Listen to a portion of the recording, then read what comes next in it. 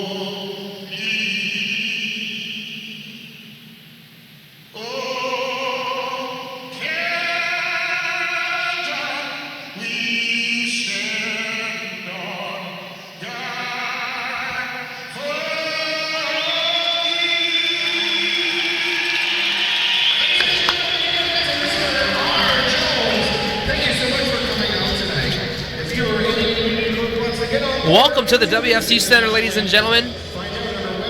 Game 2 of the NBL Canada Central Division semifinals is moments away here.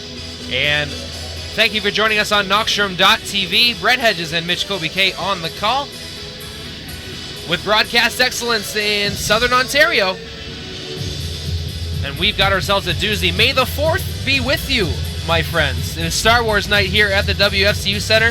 Of course, taking in the cult holiday, so to speak, that the Star Wars has given us. I'm sure that the Force is awakening in you, Mitch, and I'm sure the Force is awakening in the Niagara River Lions locker room. They seem pretty fired up to be here today. It was awoken in me when I got into the elevator coming into the building. I bumped into Princess Leia, and then I knew the Force was with me.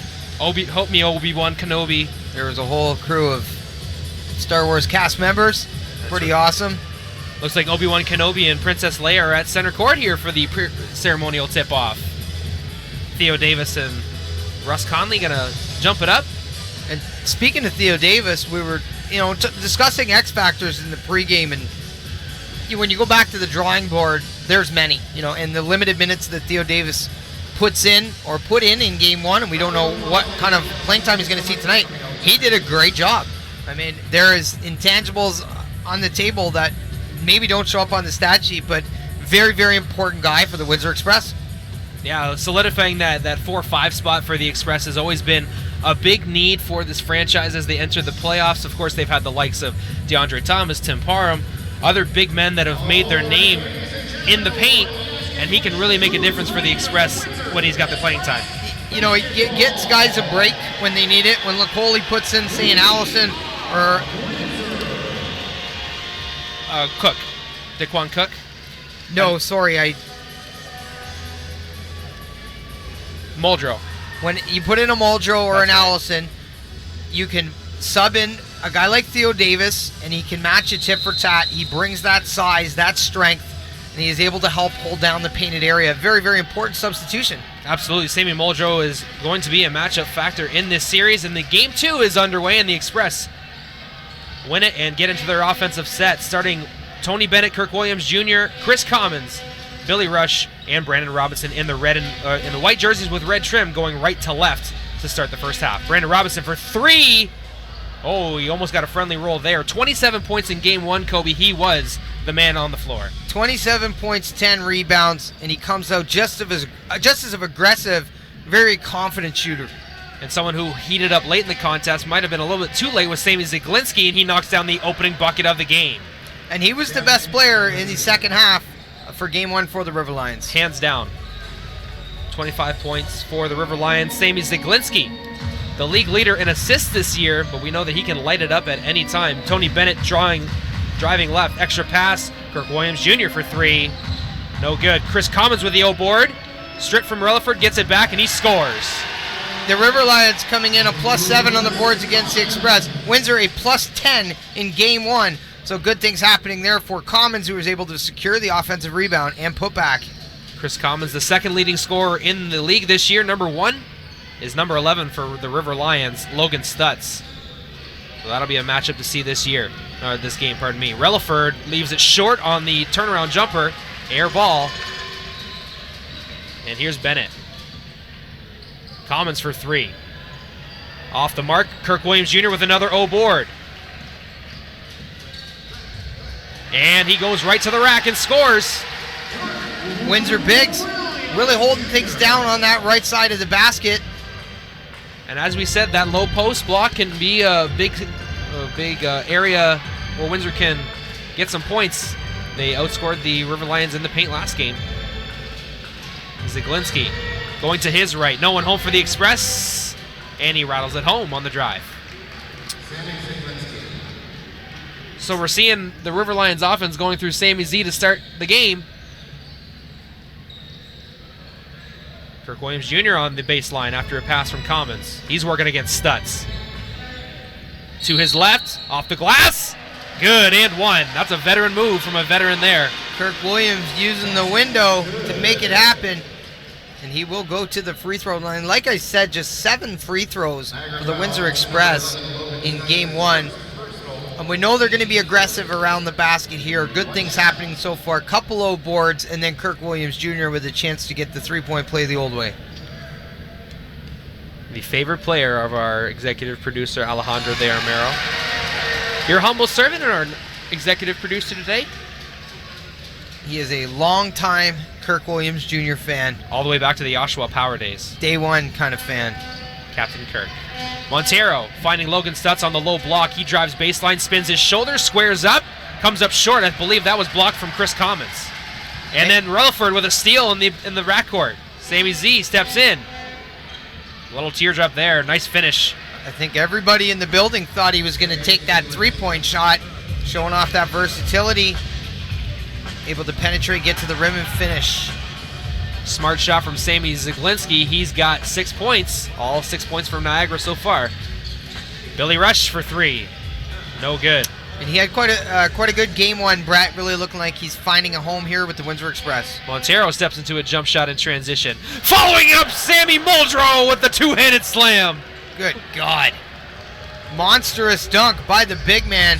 6'9", looking like he's 7'4". James Brown couldn't have said it any better. Good God. Muldrow, big dunk gives Niagara the lead, 8-7. Billy Rush has the ball swiped from Sammy Zaglinski. Pocket picked. Sammy Z puts up the floater, no good. Brandon Robinson with the rebound. Rutherford with some stingy defense to start the game. He's already created a couple turnovers. Fantastic two-way player. He had 16 in game one, and the River Lions will be looking to him to help tonight. Kirk Williams Jr. top of the key, knocks down the jumper. Logan Stutz not playing any defense there. Kirk Williams Jr. easy 2 points. Kirk Williams Jr., last year's NBL Canada Finals MVP. Sammy Z, nice jab step there, gets in the lane, leaves it to Stutz, who scores at the cup. But he is playing offense. Logan Stutz comes back down the other end, gets a much-needed bucket for the River Lions. Kirk Williams Jr. driving baseline, he knocked it out of bounds. Yes, it is River Lions basketball. So we're seeing the River Lions create their own turnovers in this game. Good start from Graz Lacole's group. Looking to even this series 1-1. Had a good first quarter in game one, but it was the second that really derailed them. Once Windsor got out to a lead, they held on.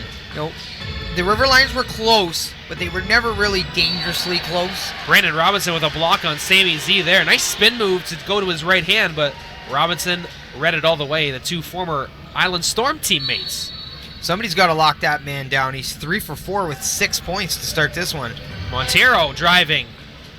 Rebounded from Chris Commons on the miss.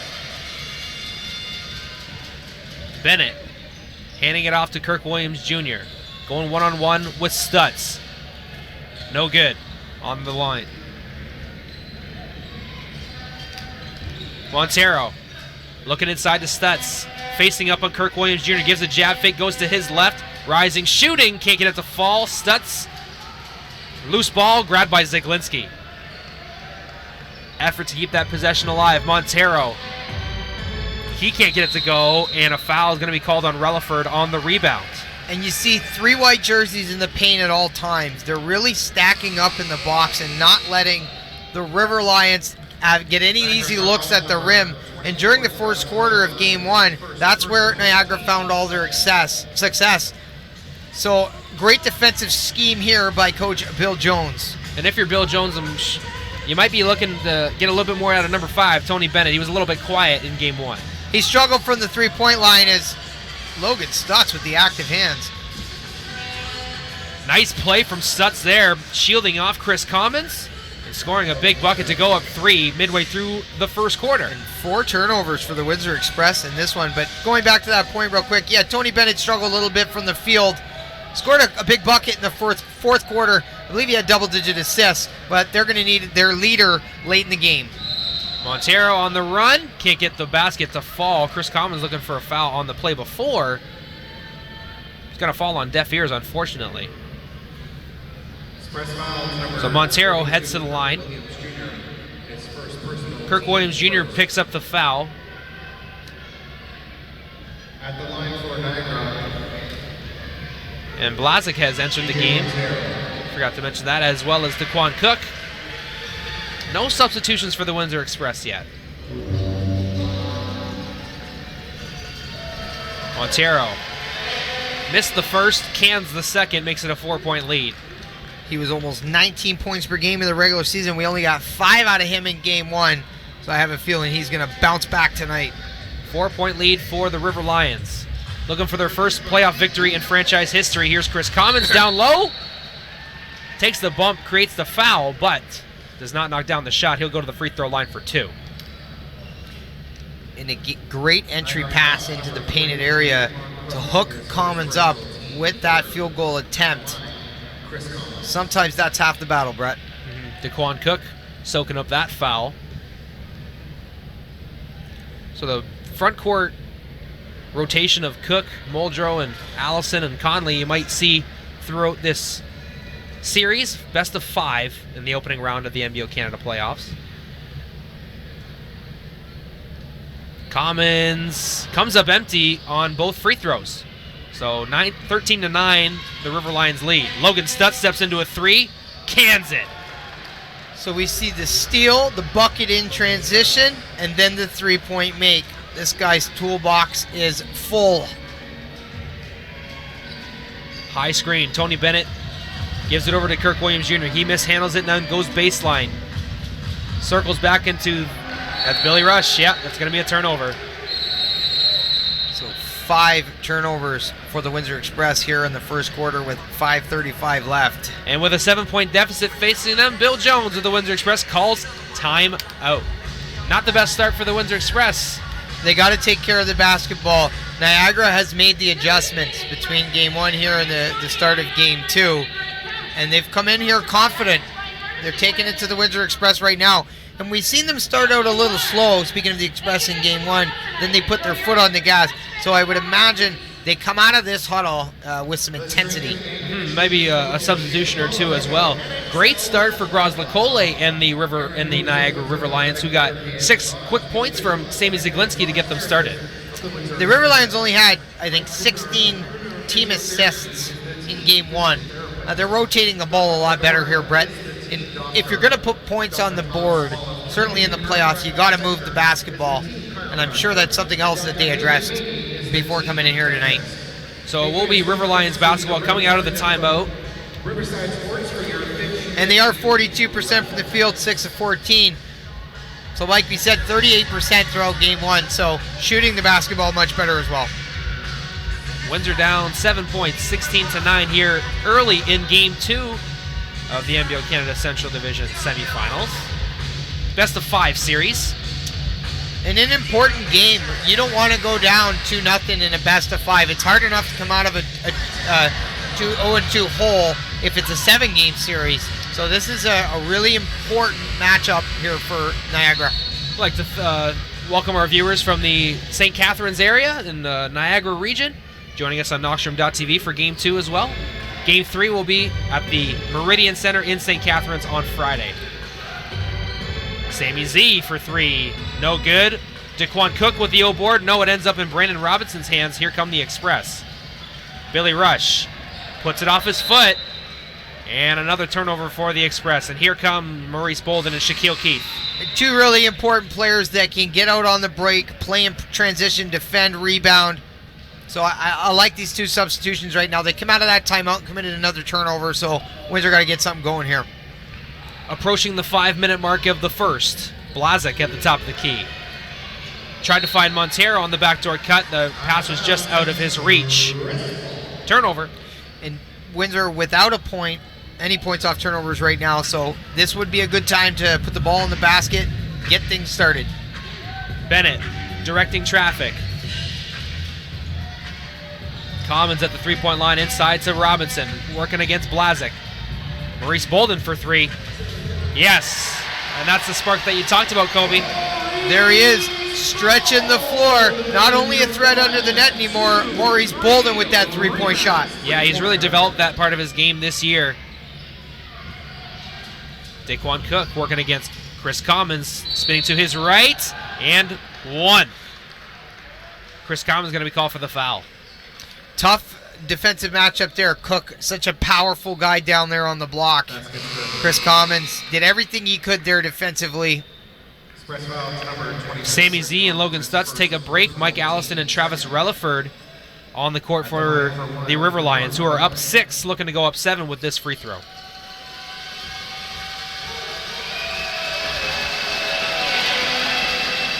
Off the mark on the free throw. Chris Commons with another board. He's already got a handful. Tony Bennett across the timeline. Over to Commons. Inside to Maurice Bolden. He's facing up on Montero. Stepping into a jumper. Leaves it short. Blazic with the board. Montero. Blazic looking inside to Cook. Cook playing off of Allison. Blazic with a 3. No good. Robinson. Relaford crashed the boards and knocked out of bounds. That'll be about... Oh, no. They're going to change the call. Hold on. I think they're going to talk it over. Hold up. Wait a minute. Let me get some refereeing in it. It is Windsor Express basketball. All right. Everyone can breathe a sigh of relief. Yep. Hey, man. They got a bad enough job as it is. We get the aerial view here, so we can see a little bit. I didn't know whose ball it was, to be honest with you. It was a... Oh, thank goodness, because I didn't know either. Sharon Collins enters the game. This guy could be an X factor for the Express. Chris Commons in the low block, working against Allison. Leaves it short. And that's going to be Niagara ball. Chris Commons looking for a foul. Might have had an argument there. Allison did do a good job, hands-up defense there, making it tough for Chris Commons where he is so successful down there in the paint. And then Chris Commons is going to be called for reaching in. So I believe there will be a substitution here. I believe that's 2 or 3 against Commons in the opening quarter. Number 24, Chris Commons, his second personal. Yep, that is his second personal foul, so Kirk Williams Jr. enters the game. At the line, TJ Montero. Montero makes it a 7-point game with a free throw there. 3:31 to go in the first quarter. So a much different lineup here now for the Windsor Express. You see many of the starters on the bench.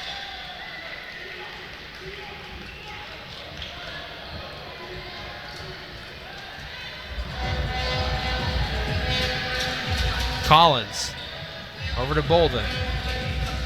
To Robinson. Need a bucket soon. To his left. Can't get it to fall.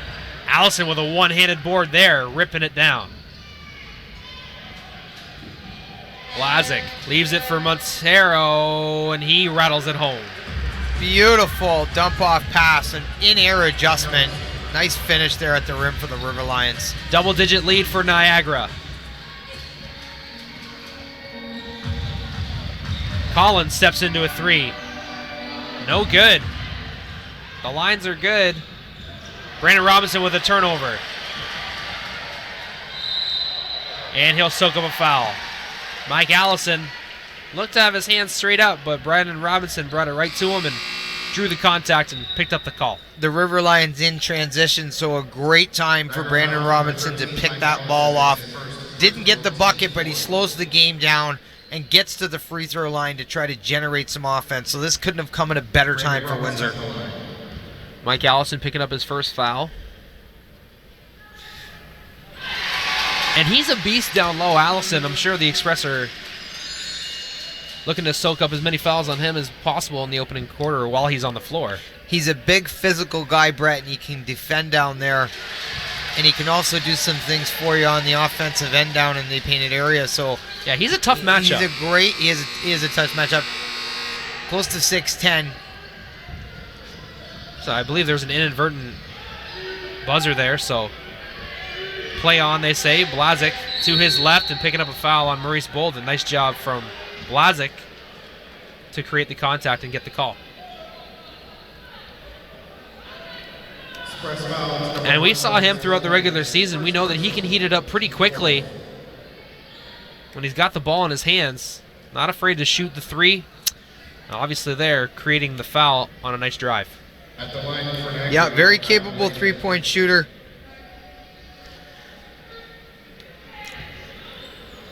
and 80% from the charity stripe through the regular season. So he's a guy that you don't mind being on the line, that's for sure. Knocking down the first free throw, Blazik.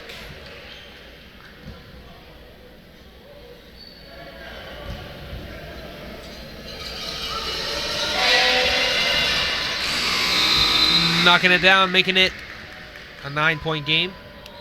Sorry, 10 points again. Joy and pain, sunshine and rain. It's not always rainbows when you're playing basketball. It is a game of runs. And the Express need to get one to go in right now. It's bittersweet at times.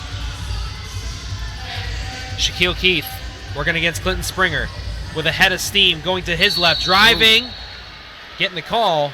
Can't get the bucket to fall, though. But a good drive, good initiative from the young man, taking it upon himself to go to the basket and draw a foul. All that size and speed, and he can handle the basketball and get to the rim. Windsor can chip away at this lead from the free throw line. And Shaquille Keith knocks it down. 3 straight points from the Express from the charity stripe.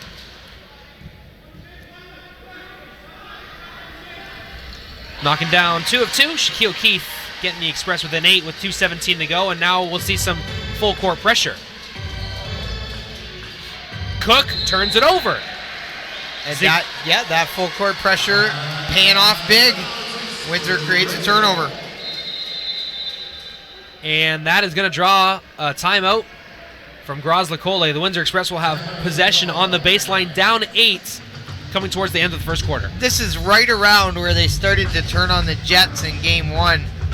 And they don't want to give Niagara too much room here to extend this lead, because playing from behind can be really tough, and it's a dangerous game to play during the playoffs. So I think at this point, Windsor's got to really settle things down, turn up the intensity, and find the easiest shots they can. And of course, they're often stalling a little bit because they don't have Sammy Zaglinski or Logan Stutz out there.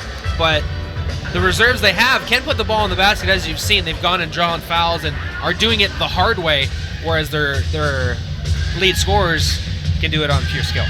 Indeed. Well, they're 5 of 7 from the line, so 71% from the free throw line, that much better.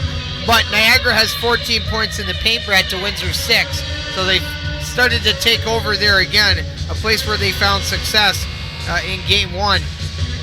One person I'm looking to see that can make an impact for the River Lions is Tremar Sutherland. We've yet to see him, but we know that he can score in bunches when given the chance there. So that's somebody the Express got to be mindful of as well.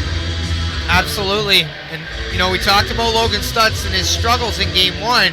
He is 3 of 5 tonight, Brett. 7 points here in the first. Express possession on the Niagara baseline.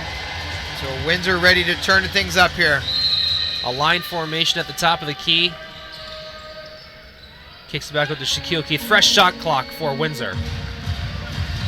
Kind of a bit of a sagging defense for Niagara as Shaquille Keith lines up a shot. Maurice Bolden with an O board. Kicks it out to B. Rob for 3. It's good. Plays like that. Plays like that can get the fans behind you there, and they roared in appreciation for the effort from Mo Bolden. Yeah, Maurice Bolden making things happen with the O board, finding the open man. And a 5-point deficit seems a lot better than an 8-point, but Springer leaves it for Cook. Blocked. The help defense from Brandon Robinson paying big dividends there. Kirk Williams Jr. from the corner. Yes. Foot on the gas pedal. Things start to happen for Windsor. Lead cut to 2. Just like that, an 8-point deficit is down to 2. 1:20 to go in the quarter. Zaglinski inside the 3-point line leaves it to Cook. He steps into a free throw line jumper and cans it. Cook quietening the Windsor crowd. 5-point lead, 1:05 to go in the frame. Robinson to his right, kicks it out to Keith. He attacks the gap, kicks it back out to Robinson. Quick release for 3. No, but playing. No, that's going to be Maurice Bolden that knocked it out of bounds. So good effort you're seeing down low in the rebound game between Maurice Bolden and Kirk Williams Jr. there. Absolutely.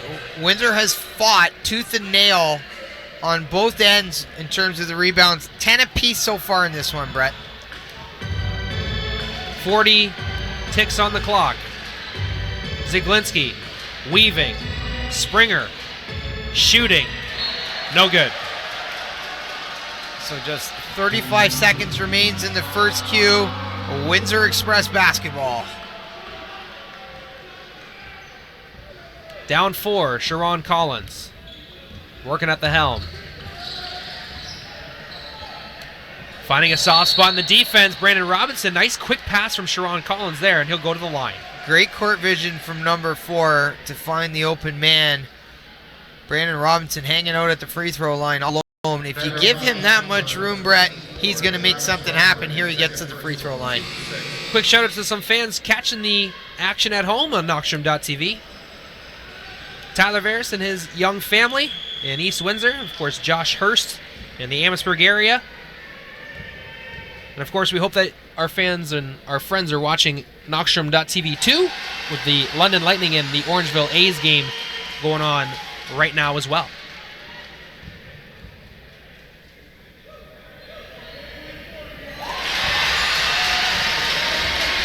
So 2 free throws made from Brandon Robinson, no surprise, 23 ticks to go. And Sammy Ziglinski has the ball for the final shot for Niagara.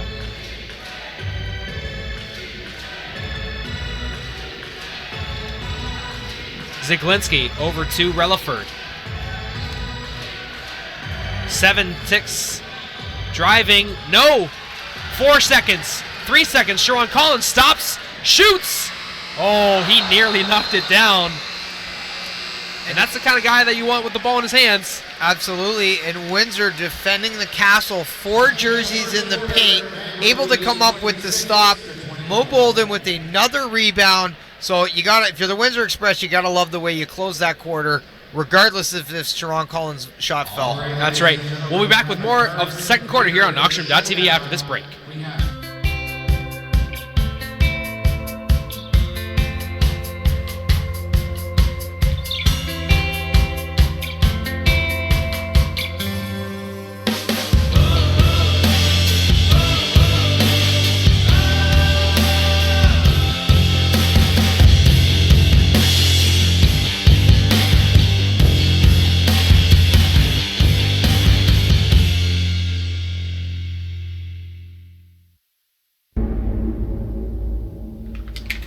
Do you love me?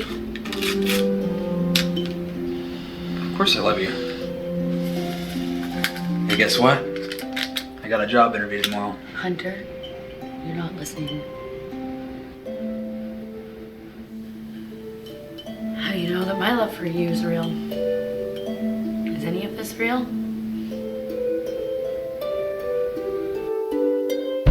You have delusional psychosis. Well, you're now working for a powerful drug cartel.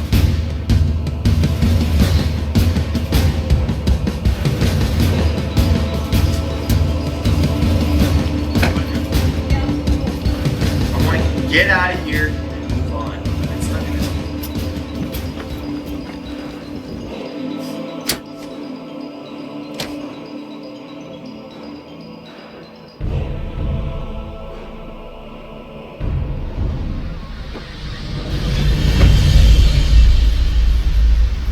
Sometimes love can blind people from reality.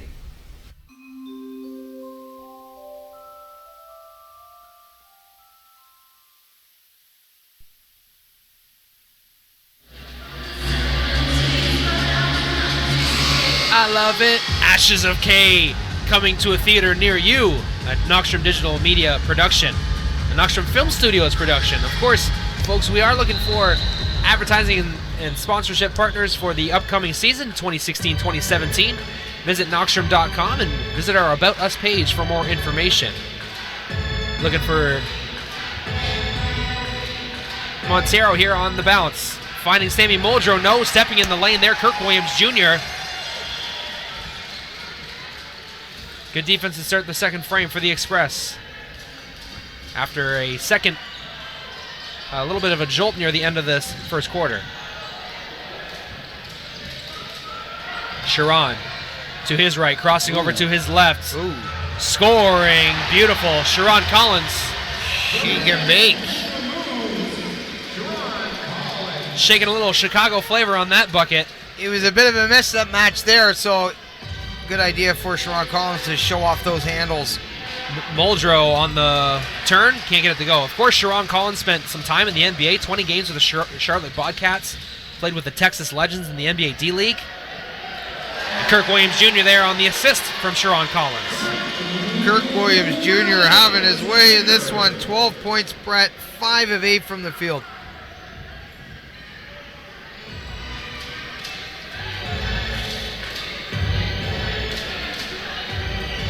Montero. Muldrow falls in the paint. Sutherland knocks down a long 2. Spoke about him a few minutes ago, talking about how he can heat it up real quick. Ties up this game, and a big basket for the Niagara River Lions. Bennett over to Collins. To his left off the screen from Kirk Williams Jr. Over to Bennett for 3. No good. Tony Bennett struggling to find his shot in this series. Springer in transition. Count it. Counted and the foul. Nice play from Springer there to shield himself. Take the foul and make that bucket. Niagara is staying very poised. They're returning fire every time Windsor starts to make a push, and that's working for them. Attitude reflects leadership, and they've got a good one in Grozlakoli on the other side of that, on the other bench there. 2 good ones going at it. Bill Jones of the Express and Grozlakoli, and his first season at the helm. The Niagara native looking to get the first win in the franchise's history in the playoffs. Kirk Williams Jr. kicks it out to Bennett. Nearly traveled, but kept his foot down. Maurice Bolden for 3. No good. Muldrow with a tough rebound. Bolden with a good look, though, off the back of the iron. Montero to Muldrow for 3. Big man's got range. He shows it on display there, makes it a 5-point lead for the River Lions.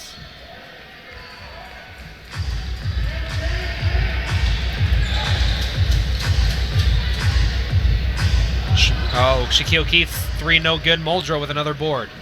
Hits the 3, comes back down, clears out the paint, and secures the rebound. And then Logan Stutz is going to be called for an offensive foul, moving screen, what have you. And that's his second or third. That's just his second, however. He will stay on the floor with Stutz and Muldrow on the court at the same time. If you're Grozlakoli, you got to love with the weapons you have to work with. Down low. Yeah, and the guards you got too are special too. Kirk Williams Jr. can't get the bucket to fall. Might have been altered or deflected by Muldrow. I like the guard trio, Sutherland, Springer, and Montero. Logan Stutz stripped by Sharon Collins. Here comes Shaquille Keith in transition. Taking a bump. Kirk Williams Jr. follows up with a 2-handed slam, but it was a bucket. It was a foul on Muldrow. So good job from Shaquille Keith. Stepping in the lane there. Grabbing the Sharon Collins steal. And shielding himself. And drawing a foul. And his ball handling skills in transition are the reason why he's able to get to the free throw line here. Such an uncanny ability to penetrate and take it to the rack.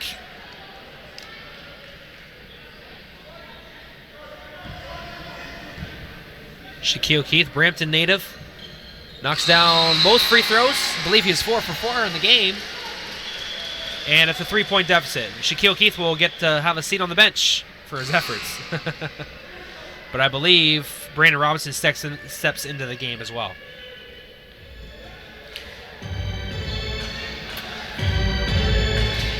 Montero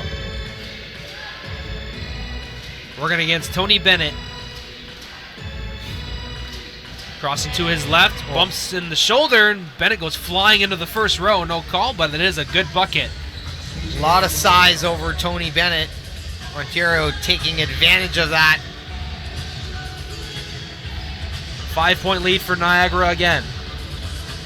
Collins over to Bennett. Bennett finds Kirk Williams Jr. He's blocked from Sammy Muldrow, but Kirk got it back. Stepped it off of a defender, and it will be Windsor basketball. Chris Commons enters the game. Takes Mo Bolden out, and the Express showcase their starting 5 from earlier this season. Sharon Collins, Bennett, Kirk, Robinson, and Chris. And this is a good group, Brett, to put some points on the board. Kirk Williams Jr. can't score at the shot clock buzzer. Rebounded by Muldrow. Sammy Zaglinski at the helm. Montero to his right, getting a nice screen from Muldrow. To his left now, around the world, can't get it to fall. Rebounded by Logan Stutz, and a player control foul. No, it's going to go against Collins. Stutz was moving back towards the three-point line, and Collins was on his hip. Call goes against Sharon, and Niagara will take possession on the baseline. And fortunately for Niagara, as that would have been Stutz's 3rd foul, but Sharon Collins was in motion. Yep. That's what you get when you have big Logan Stutz leaning on you. Yep. You're going for a ride.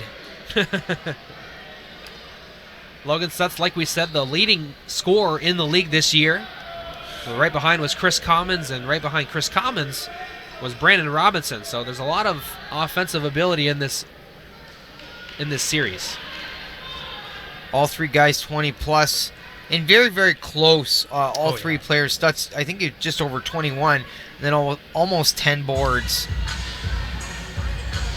3 great dynamic forces here in the NBL. Yeah, Logan Stutz was the only person in top 5 scoring and rebounds. He was in the top 15 for steals too, Brett, if you can believe it. You know, he can shoot the 3-point shot, and then really efficient. Great percentages across the board. Nice pass inside, Shamar Sutherland. Sammy Zaglinski found a soft spot in the defense, found Sutherland, and he'll go to the free throw line after drawing a foul on Robinson. Robinson had no choice. He would have given up the easy bucket. So Sutherland with the ball fake. Entering the game, DeQuan Cook, and I believe Relaford's going to take out Sutherland after these free throws. Misses the first. I'm sure some of our folks here at the WFCU Center using the force to try and make Sutherland miss those free throws. May the 4th be with you. Star Wars night here at the WFCU. Brett and Mitch. Uh-oh. Yes, big shout out to our over 115 viewers. Woo! Thank you all for joining us on Knockstrom.tv. We all appreciate it. Make sure to tune in at halftime for Aaron Sanders and Jeremy James breaking it down from across the league. Doing a great job, those two. Chris Commons for 3. No good, but Tony Bennett battling. No, Montero rips it away, and here they go in transition. Relaford finishes. No, blocked from Brandon Robinson. Loose ball. Robinson's got it. No foul. And they are going to call a foul against Relaford. It's playoff basketball, folks. And Relaford not happy with the call, but who would be? Battling on the floor, 2-3 guys at a time. It's really a jump ball situation about who you're going to call a foul on. Mitch, Brett, just to let you know that some of the viewers are coming from the St. John's and Mountain game. From sea to shining sea. That's right. Thank you for joining us from the Atlantic, from the Maritimes, New Brunswick, PEI, even Newfoundland, and of course Nova Scotia. Iceland, Russia. Whoever's watching. All over the world. Well, yeah, I know Stefan Bonneau was watching in Iceland before. We have broadcasted, and I believe that it's 22 countries we've been in. We've gone worldwide, folks. That's right. Knockstrom Digital Media. Bennett. Can't get it to fall. Snake bit Tony Bennett.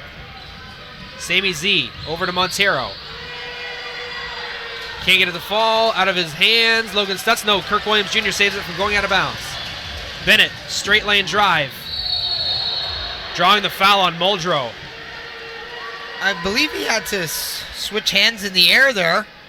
Yeah, I believe he used his left to shield off the defender and used his right. Almost Jordan-esque. That's what I was thinking. Well, he is from Chicago. Some hang time. Much like myself. Oh, sorry, about jumping. Oh, I thought you were like, I hang. Yeah, I hang out all the time. Kirk. Oh, there he goes. The shooter's roll. So 5-point deficit for Windsor, 6:37 remaining in the second quarter. That was Tony Bennett's first point of the game. He does have 3 assists. Missed the second, unfortunately. 5-point deficit now. Sammy kicks it out to Cook. Back to Muldrow. Yes. 2 triples now for the big dog. He has been a force in this one, Brett. Yep. Number 32, Sammy Muldrow. Bennett over to Commons in the low post. Facing up on Stutz. To his left, no, spinning to the right. Blocked from behind from Sammy Muldrow. That's a handful already today. Montero in transition around Brandon Robinson, and he scores. Big block by Muldrow to start that play. Montero finishing at the rim. Niagara really pressing right now, Brett. They're playing good basketball. And it's showing on the scoreboard. They're currently up by 9 with 5:53 left in the second. Absolutely. It's been a fun game here so far at the WFCU Center. It's such a difference when Muldrow's in the game. And that maybe going at him in the post and trying to work at him down there and just attacking the rim. Maybe try to draw some fouls. What a difference it was, certainly in game 1. And we see him returning here tonight, doing all kinds of things, blocking shots, pulling down boards, hitting 3-pointers. Yeah. I believe he's got 2 or 3 fouls today, so that's a situation we can keep us informed on. Because if he does have 3 fouls, it means that he's got some really good faith from head coach Graz McCauley. I'm not sure the exact number. I know he's got at least 2. Listed at 1 here on DAC stats, but that could be incorrect. But like you said, if he does have playing with a couple, Graz McCauley certainly showing some patience in his big center. Trust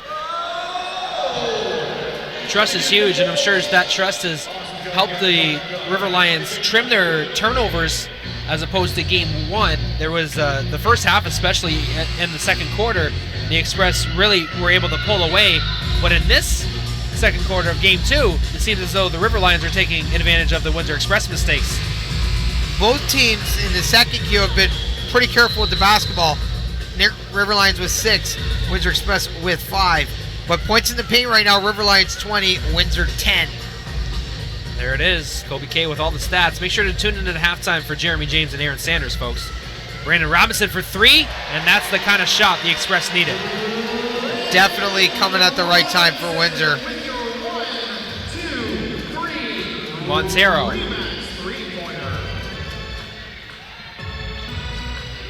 Cook. Kirk Williams Jr. just jumping the lane. Getting around Muldrow. Blocked. What a job. They're going to say that's out of bounds, that it was blocked from Muldrow? No. They say that. I thought that Kirk Williams Jr. did a good job of not touching it and letting it go out of bounds after the block from Muldrow. He popped it into 5th gear. That was some great dribbling in transition. Coast to coast after the steal. And what great shot blocking instincts we are seeing from Sammy Muldrow. Like 3, 4, 5 blocks in the first half. You don't see that from guys in games or seasons, let alone in a half. If Kirk Williams Jr. makes that layup, it completely takes all the momentum away from Niagara. So that was a huge block for Sammy Muldrow. Chris Commons to Billy Rush for 3. No good.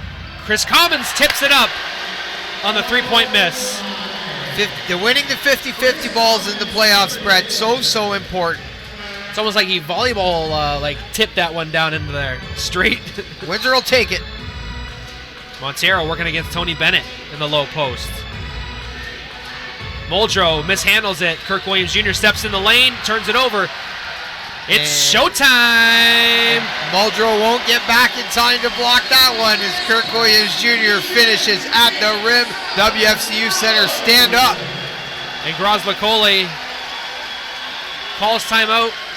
Has a word for the official, but I believe it's the right time. His team's up 3, a 7-0 run from the Express, though. It's a bit of a risk with Muldrow playing up there at the top of the perimeter at times, and Windsor taking advantage of that. Can't give him the shot because they'll make that 3-point attempt. And it all started with a good look out of the timeout from Brandon Robinson, making a big three-pointer. Absolutely, and they definitely needed somebody to can a big shot, and who other than Brandon Robinson? And of course, Kirk Williams Jr. forcing a pair of turnovers that, of course, led to other buckets. So really the defense stepping it up in the last couple possessions for the Express. They trail by 3. But like we've said, this team from Niagara is tough. They know how to take some punches, and they will come out here. And they're still up by 3, so we're seeing a resurgence here from Windsor lead in the second quarter, but Niagara is still winning this game. And Kirk Williams Jr. having a great one so far. 12 points, 6 assists, 5 of 11 from the field. That's a great number. 6 assists from Kirk Williams Jr., especially that 4 spot. I apologize. I'm sorry, guys. 6 boards. 12 points, 6 rebounds. And he has hit one of his 3-point attempts.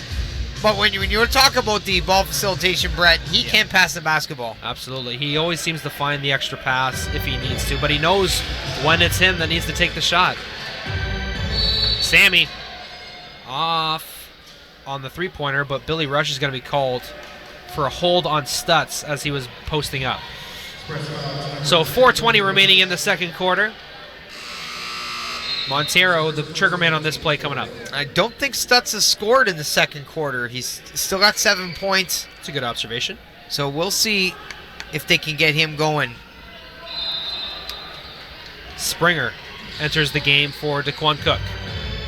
He catches, gives it up to Stutz, who's ready to shoot, and knocks it down with ease. He must have heard me. Stutz with a 3-ball extends Niagara's lead to 6 points.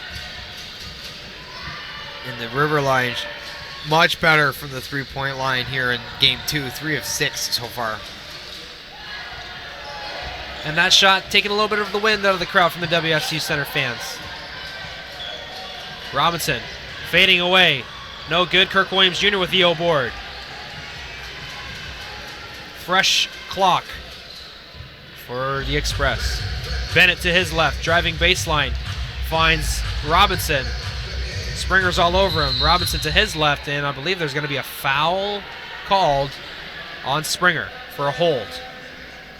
And that can be as anything as little as putting a hand on a hip, a little bit of a push. Those perimeter fouls kill you. And they're calling it tight tonight, so people have to be conscious of that. Fouls can hurt you late in games, certainly in the playoffs. Absolutely. Mo Bolden checking into the game. Chris Commons for 3. Nope. Second chance, Montero's got it. Chris Commons knocked down a 3 early. Here come the River Lions. Ziglinski setting up a high screen with Muldrow. No, he slips the screen, gives it over to Sammy. Offensive foul. Billy Rush taking the punishment there. Nice play design there from Sammy Ziglinski. You know they're on the same page. We've seen that play before where they slip the screen and go right to the basket, but Billy Rush read it all the way. It's like he used to play on their team or something. Yeah. Ziglinski, such a fantastic point guard, great court vision. Love watching him set things up. Yeah, 2 great point guards going at it here today, Sammy Z and Tony Bennett. And I think Bennett's due to bust out real soon here. Mo Bolden missing 2 shots in tight, missed the alley-oop dunk and then the follow-up, unfortunately. Maurice. And back-to-back offensive foul is going to be called against the River Lions. Offensive foul number 3, Sammy Ziglinski. One against Muldrow and one against Sammy Zaglinski. And Windsor with 16 points off turnover, so they need to continue to make good things happen when they're able to get the basketball back off of these turnovers. Robinson over to Billy Rush.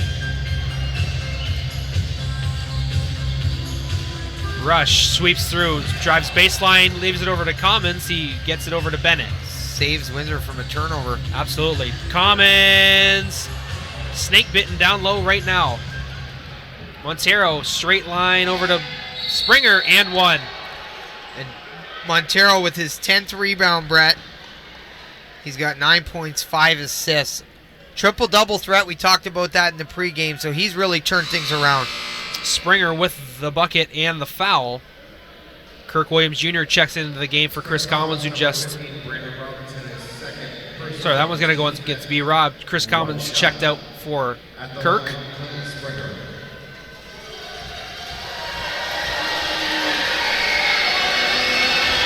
Springer leaves it short on the free throw. The follow-up rebound is grabbed by Billy Rush. Windsor down 8. Robinson for 3. Maurice Bolden with the O board.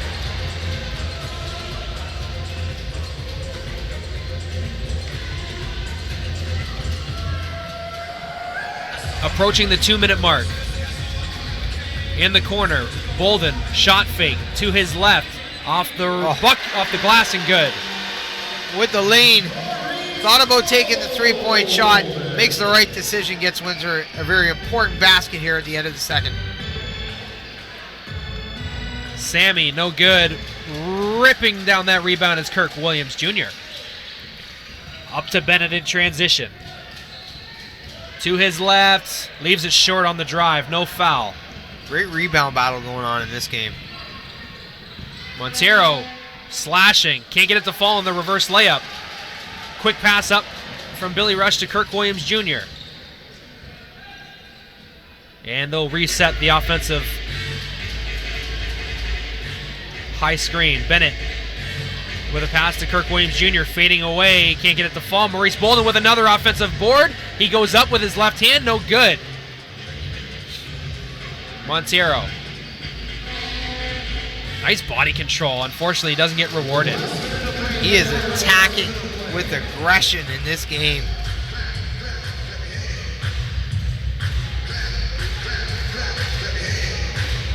Bennett. Robinson to his left. Working against his friend, Sammy Zaglinski. Turnaround jumper like butter. I love the shot there. He's got some size over Zaglinski. 35 seconds to go in the half. Zaglinski leaves it for Allison, who cuts to the basket, can't get it to fall. Another important rebound for the Windsor Express. Who can cut it to 1 point here with a three-pointer.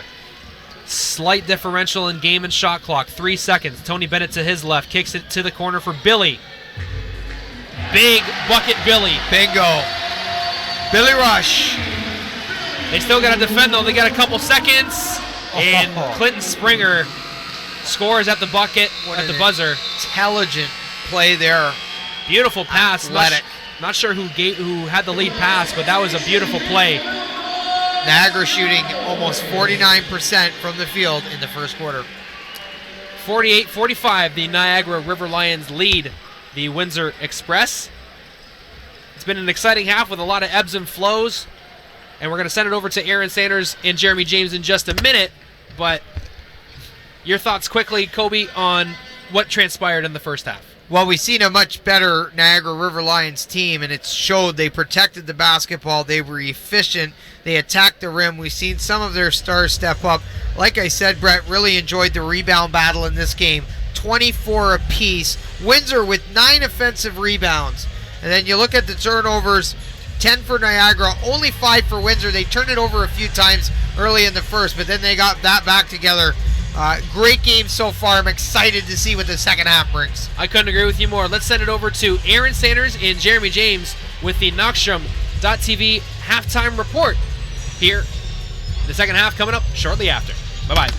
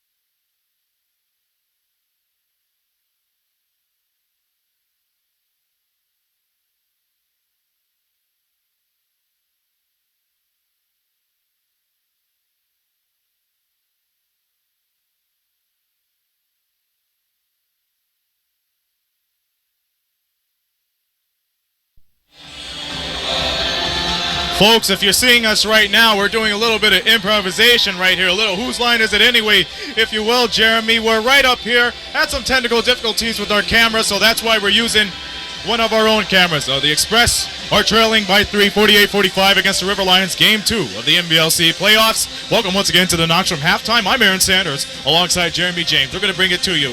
So, Jeremy, it seems like every time the Windsor Express have been playing here the last few weeks, they have created some sort of spurt in the second quarter. Tell us what you have seen so far. I've seen a team that has not gone to their philosophy. The Niagara River Lions have come out. They have been strong. They have been great. What you're seeing is a Windsor team that has not come out strong today. Yeah. Well, I've seen so many times where Windsor Express was just passing it right at the wing.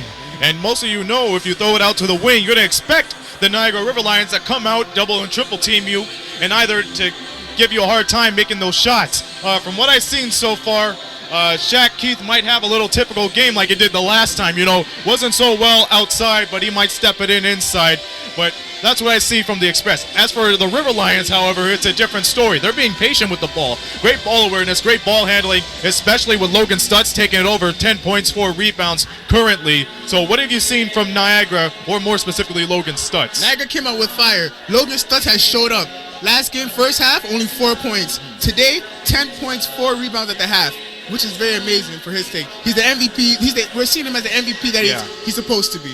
Well, a potential MVP candidate nonetheless. That's why they were up 3 at the half. Of course. What else do I have to say? We'll just step aside from this game for a little bit. We'll talk about the scores from outside. We have 2 games going on right now.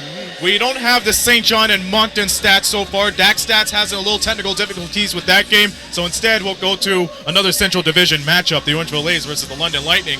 And the Orangeville A's lead 81-80 with about 5 minutes to go in the third. So far, Mr. Garrett Williamson is leading the scoring. 18 points, 8 rebounds. That's for London.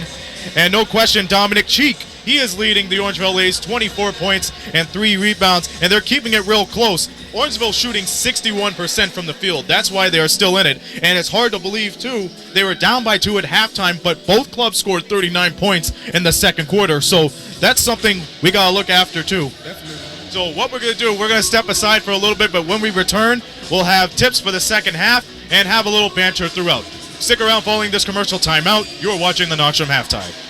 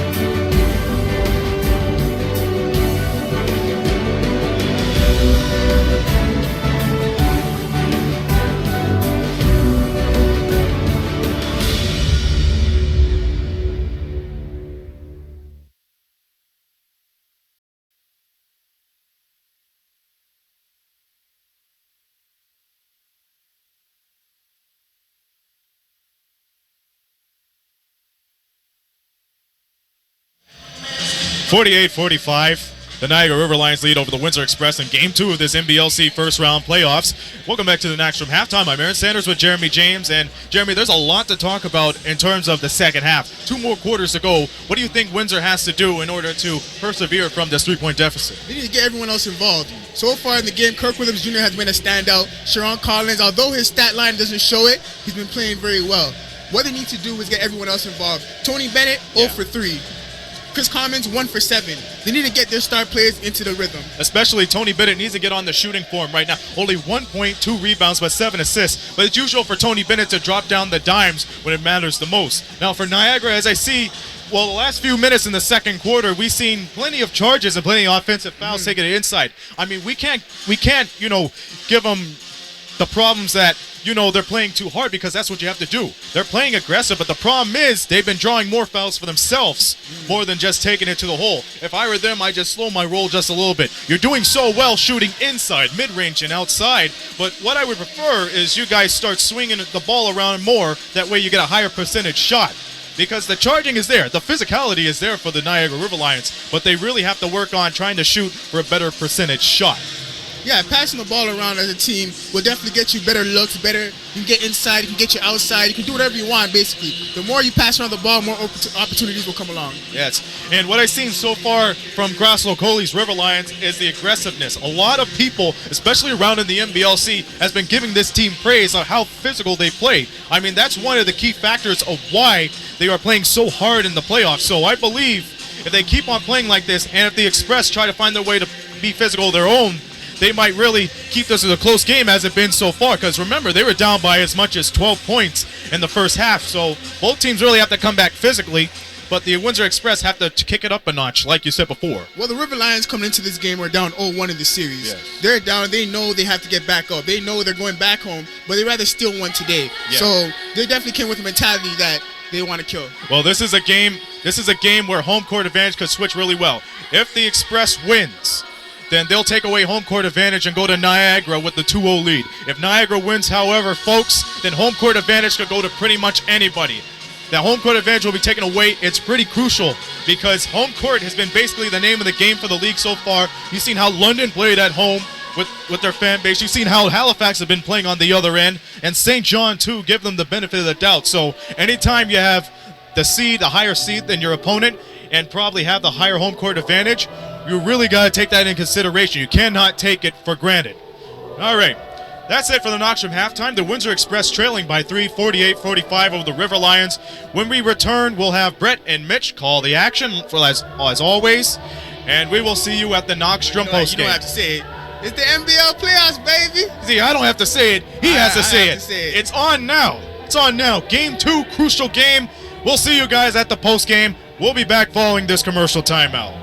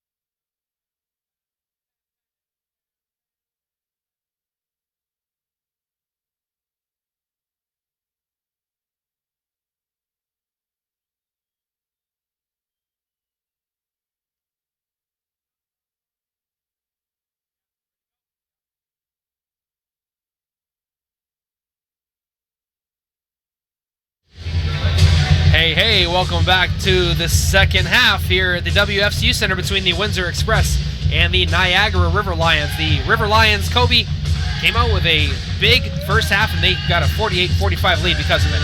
Now, we talked about the efficiency in Game 1. Here in Game 2, 47.5 from the field, 19 of 40. More importantly, 4 of 8 from downtown. So when they've needed the three-point shot, they've made half of them. Very important. 6 of 11 from the line for 54%. They're going to want to clean that up a little bit. But 14 team assists, Brett, and that's huge. I mean, they didn't barely touch that total in Game 1. So they're playing a lot better basketball. 10 first half turnovers, 5 blocks. So these are important numbers for Niagara. Scoring leader Lawrence Stutz, rebounding leader Montero with 10, and Montero also with 6 assists. So we talk about him being virtually a triple-double in a half of basketball. They had 15 points off the bench, 24 points in the paint, 3 second-chance points, and 4 points off turnovers. For Windsor, 30% from the field. They're going to want to clean that up a little bit. They struggled from deep, Brett, 5 of 20. But they were good from the line, 10 of 13. They had 11 team assists, 16 points in the paint. They're going to want to continue to work off that number. What I really liked, Brett, was the 13 second-chance points. They had 10 offensive rebounds, and then lastly, 16 points off turnovers. There you go, the man with the plan and all the numbers. Mitch Kobe K, thank you very much for that rundown. And welcome to the second half. We hope you enjoyed the the Knockstrom halftime show with Aaron Sanders and Jeremy James.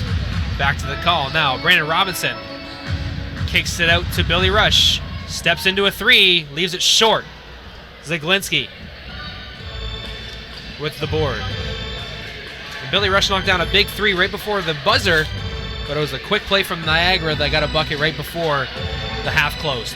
Montero, there he is. Wow. Beautiful drive and finish there. He is having himself a night. Bennett. I'm kind of feeling, Brett, like Tony Bennett's, whether it's this game or the next, but soon he is due to explode. Brandon Robinson with a jab step, steps back short on the jumper. Montero there closing out on him. So 2 shots that fall short for the Windsor Express, and Relaford turns it over, gives them a break. So Windsor taking advantage of the turnover here. They're down by 5, 1 minute into the third quarter. Looking for their first bucket of the second half.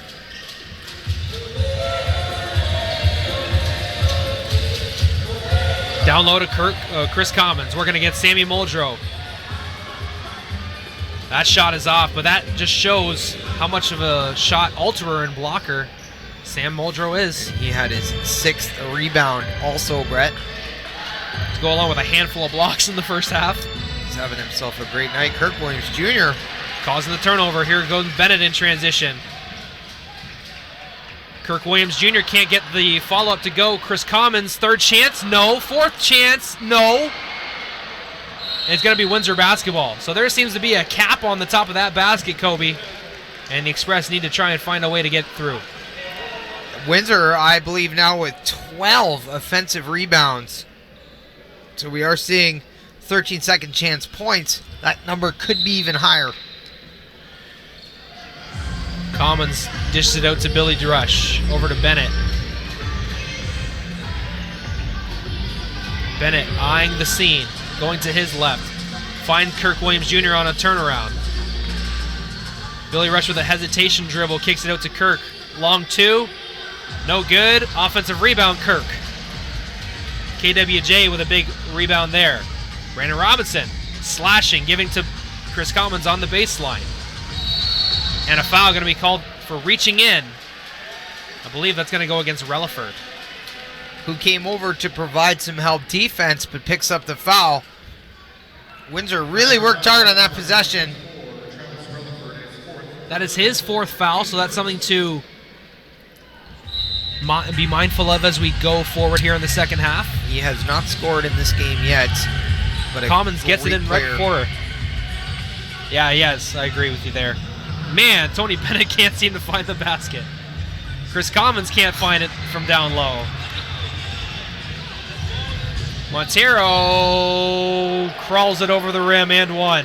He is doing some just nasty work in transition. He has gone coast to coast almost a half dozen times here. That one drops, gets himself to the free throw line. And extends the lead, more importantly. That also, my friend. We spoke about him in the pregame, talking about how much he can be an X factor. He's living up to that billing right now. Indeed, he must have heard me talk about his threat as a triple-double, because he is in the ballpark here. 6 assists. Now he's in double-digit scoring as well. Double-digit rebounds. Couple assists shy. Bennett taking on Logan Stutz. He can't get it to fall. Relaford. Wow, comes up short on the rebound. Tony Bennett in transition. And he draws a foul. They're going to say that that's a goaltending.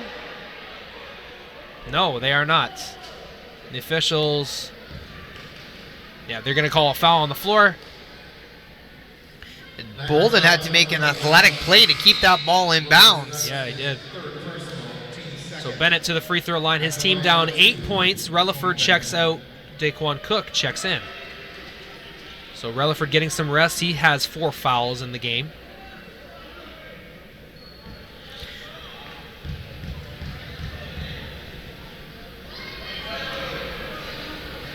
Tony Bennett knocks it down from the free throw line. First point of the half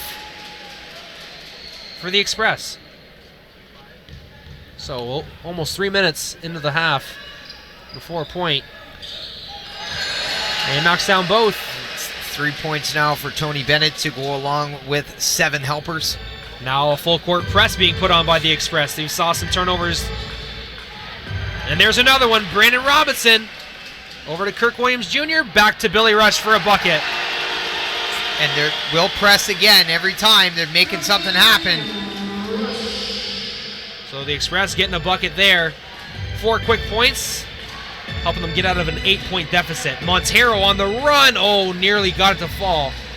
Loose ball ends up with Logan Stutz's hand. Quick pass to Daquan Cook from Montero. He can't score. Loose ball kept alive from Tony Bennett. What effort we're seeing here. They're going to call an offensive foul. Looked like Kirk Williams Jr. did use that arm to push off. Yep, absolutely. Almost because he had to correct his dribble. He left it off, and I believe he just put that forearm, the lean in there when he got the ball. And it'll be interesting throughout the rest of this game to see when Coach Jones calls for that press, because good things happening, and when they turn that intensity up, they are coming up with the basketball. 4-point deficit, 8:20 mark of the third quarter. Brett Hedges and Mitch Kobe K on Knockstrom.tv, thanking you for joining us. Stutz to his left, he scores. Turns around and takes it hard to the rack. Yeah, Robinson took a swipe at it trying to make something happen, but Stutz, 12 points. Bennett fakes the shot, drives, takes the shot, no call. That's 4 drives in this quarter that Tony Bennett hasn't gotten the call. Logan Stutz for a long 3. Billy Rush with a big rebound. And Montero is going to be called for the foul. Yep. And Billy Rush with 3 River Lion jerseys to contend with their heart of a champion. Yeah, he's come up with some big effort plays for this team. Made some mistakes, but so has everybody else on the floor, but he's forgetting about those, and he's heading on to the next possession. That's what I like about Billy. That's it. Forever forward. Billy Rush for 3. Off the mark. The line's good, just a little bit short. Oh, nice crossover from Sammy there. Takes the tumble, and he'll go to the free throw line. Yeah, the whole team, Brett, struggling from the field right now, shooting collectively just 26.67%, 16 of 60. And every time it seems that the Windsor Express miss a close shot and tight, the River Lions are going straight to the basket. We talked in game 1 about their ability to do damage in the half court, but here we're seeing it in transition. They're playing really well when turning on the jets.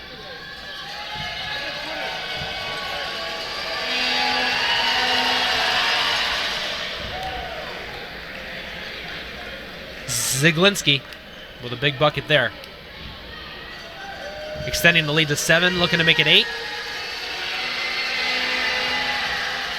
Off the mark on the second throw. Kirk Williams Jr., 14 points, and that was his 11th rebound. Double-double for Windsor. Tony Bennett to his left, finally gets one to go. Sammy Z looking for the call, not going to get it. Blazik. It was close. I agree. Blazik to Sammy. He catches and shoots. Can't get it to fall. Mo Bolden with a big rebound there. Good positioning on the defensive side of the floor. 7 boards for Mo Bolden. Bennett to his left again. He scores.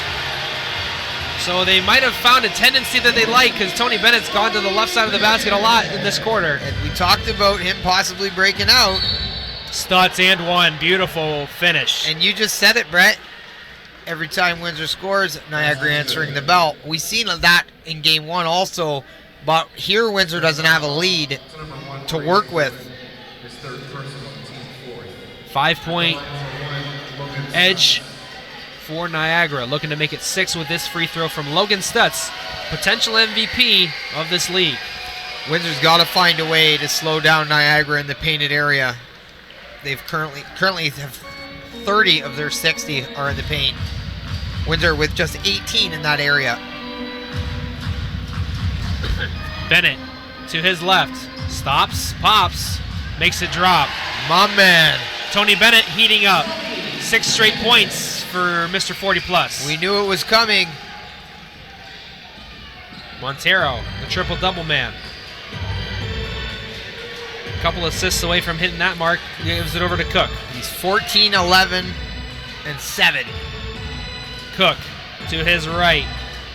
Kicks it out to Montero on the baseline for Blazik. He puts up a shot. It's going to be...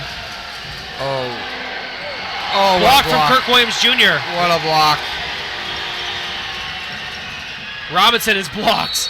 Montero making a great play there. There's a block party going on Star Wars night here at the WFCU Center. May the 4th be with you. My goodness, a lot of good things happening on the defensive side of the ball.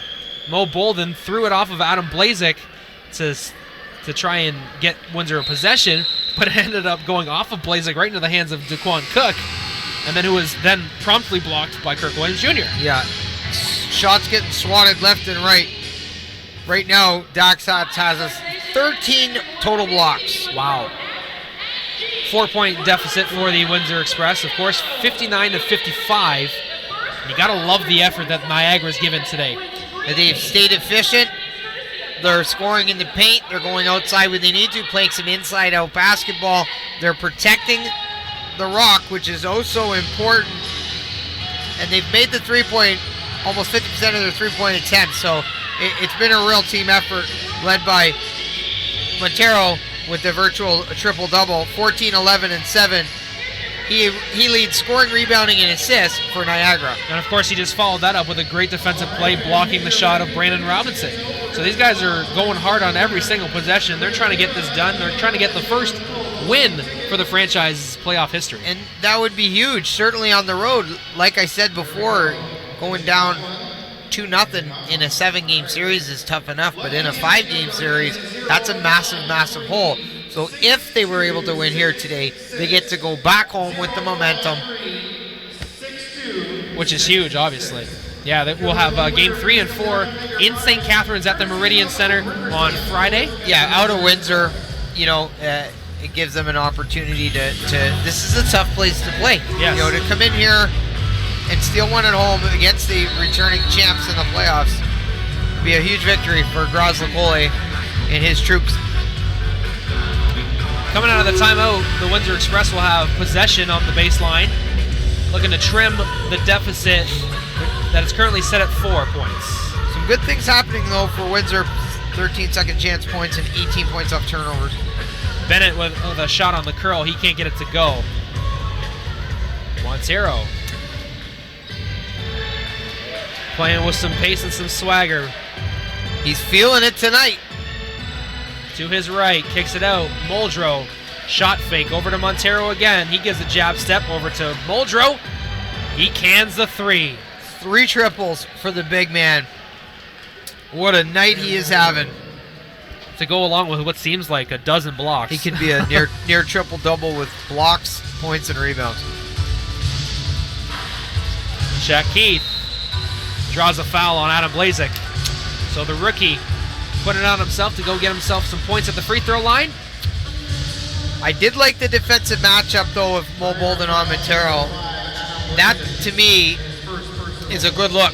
You know, Mo Bolden can move for a big guy, and he brings that length. So when possible, that's a fun one to watch when those two are matched up. I agree. Shaq Keith makes the first free throw. Knocks down the second, makes it a 5-point game again. Been a long time since the Express have held a lead. They're 80% plus from the line tonight, Brett. Oh, so important in games like this where you're down to make those free throws.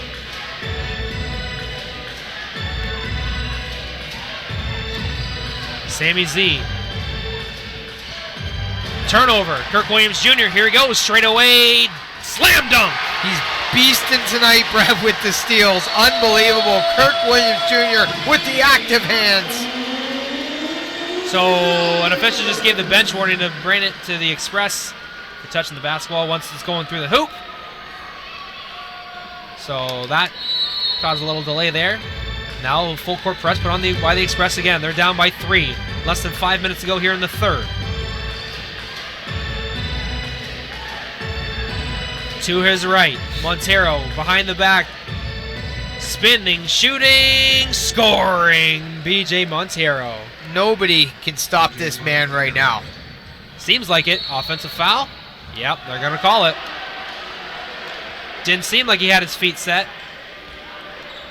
But you can't knock the hustle. Good job from BJ Montero being the first guy down the floor after scoring a tough bucket. Speaking of BJ Montero, what he's doing at the rim, it's truly remarkable. He's making adjustments on the fly. He only got a couple steps, and he's finding a way to get to the net and finish. In-air adjustments with the body. Unbelievable. Athletic would be an understatement. Yeah.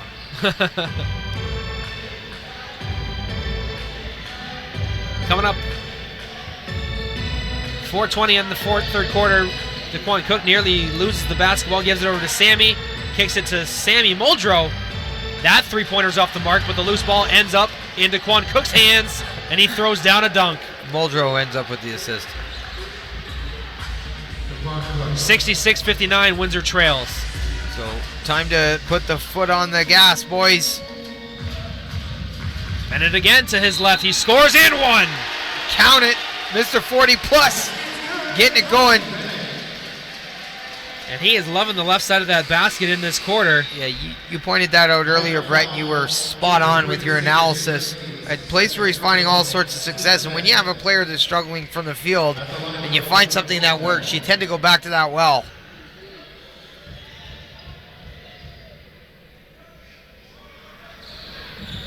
Free throws off the mark. Loose balls ends up in Maurice Bolden's hands. No, it's in Springer's. Bolden tried to grab it, but he ended up almost long snapping it. Robinson getting in the passing lane there. Showing off why he averages over 2 steals a game. Montero. No. And Keith tried to get the rebound, but they're going to say it's off of Springer.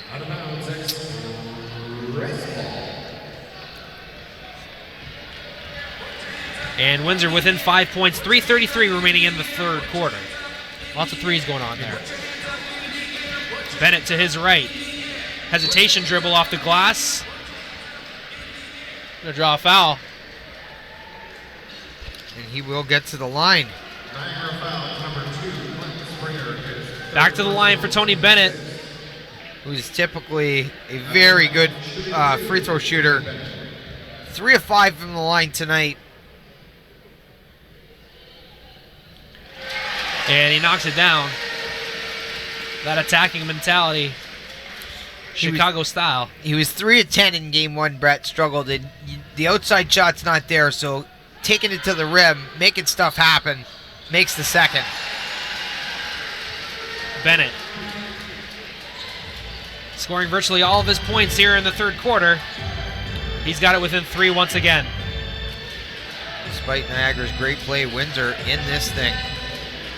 Montero has the ball stripped from him from Brandon Robinson. You're looking at one of the best defenders in the NBL Canada right there, number 15 for the white and red. I think that would be an accurate assessment. You're at a risk of losing the basketball every time he's defending you. Tony Bennett stepping in that passing lane. He's going to be charged for the foul. Sammy Muldrow doing a good job of grabbing that ball and ripping it away, drawing the foul, and it will be on this side. Muldrow, 11 points, 8 assists. 8 rebounds, 2 assists, 4-6 from the field. And then, like we said, he's hit 3 triples, 3 of 4 from downtown. That's huge. Bennett, first foul on Bennett on the loose ball foul against Muldrow. BJ Montero gets a much-needed rest. And no lack of skill coming back into the game with Relaford. Turnover, no, Relaford ends up getting it. Travel, yes. Good call there by the ref. And some tenacious defense being played from the Windsor Express right now. You really tell that they want to get this lead back. Or at least trim it. It's really kept them in the game. Niagara shooting almost 50% from the field. Wow. Making some great runs, but Windsor has been chewing, and a foul going to be on the pass. Like I said, Niagara playing at a very high pace, with the Windsor Express just being able to chip away at that lead, chip it away, and you've got Bennett at the line again here to get 2 more. And they're 16 of 20 from the line, Brett, for 80%. So they've made their free throws, and that's been so important. I mean, if they hadn't been shooting well from the charity stripe here, this lead is going to be much greater as Tony Bennett makes the first. He has 14 points, 7 assists so far. They get 15.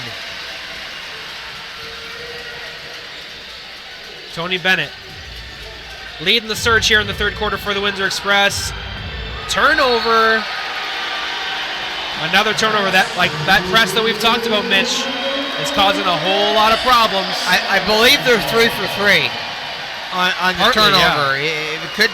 That could be accurate. It's a high number anyway. They've caused multiple turnovers. Bennett over to Brandon Robinson, looking to take a lead on this possession. They drives baseline and is fouled. Tony Bennett amping the crowd up, raising his arms. Yeah. Not the biggest crowd here at the WFCU Center, but they are loud as always. Sounds like 10,000 strong when Tony Bennett's getting everyone involved. That's right. And imagine what the crowd would be like for a game of horse between me and you. We would pack the Silver Dome. They'd be lining up outside all the way to Lausanne Road to watch me just whoop you in a game of horse. Delusions of grandeur, my friend. Brandon Robinson tying the game up at the free throw line, 66-66. Unbelievable. Windsor took the lead. And they've done it the hard way. They have. They've grinded, fought, clawed, and here we are. And now all hands on deck for the River Lions on this press break. Montero enters the game. Muldrow gets it, and then gives it back to the point guard. And a much better set there for the River Lions. Yep. Montero. Over to Cook. Back to Sammy Z. Crossing over at the free throw line, and an offensive foul. No. There's going to be a foul away from the ball called on Shaquille Keith. Express foul is number 22, Shaquille Keith. Second personal. So Jaquan Cook, the big number 43, with the left-handed stroke, looking to tie this game up again.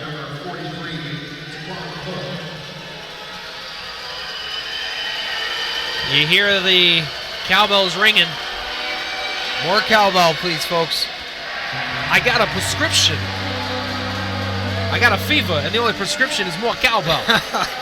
Kim Elliott in the booth here. Christopher Walken. Great game.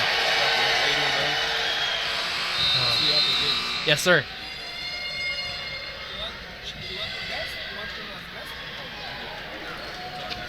Kim Elliott, former don't know what to say. Volunteer, yeah, a former member of the Knockstrom crew, joining us. Having some dabs and some pounds there. Blocked from Sammy Muldrow again. What an athlete we're going to work today. Shaquille Keith retains the ball. They're going to have to reset the shot clock because it was a block shot, not a registered shot. Or, yeah. Yeah, Kim's a big proponent of the Stag Center in West Windsor, which is the youth center. That Awesome. Offers youth basketball programs. I know Aaron Sanders is one of their coaches, so he knows the West End of Windsor very well. Of course, those were my stomping grounds for a very long time. And they're going to go down. Yep. They had to reset the shot clock at 16 seconds. They put it back to 24 after the block shot. That's not what they needed to do, so they stopped the clock and we're going to go. Shaquille Keith working against Relaford. Bennett off the mark. Loose ball. Behind the back pass from Mo Bolden. Tip in is good from Kirk Williams Jr. and these fans love it. The behind the back pass from Mo Bolden. And was spectacular. And the shot clock was reset and it went back to 32, so they're having some problems there. They got to let it go back to 24. Not sure how that happened. What an effort there, Brett, by the Windsor Express. Mo Bull saving the ball from going out of bounds, getting the rebound, saving it from going out of bounds, and giving a great pass to Tony Bennett behind his back. Fantastic.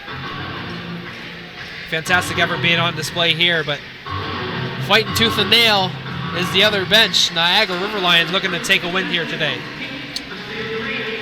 And speaking of that bench, they have chipped in for Niagara in this one, 18 points.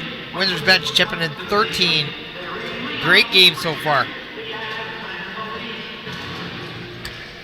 Ba-da-da-da.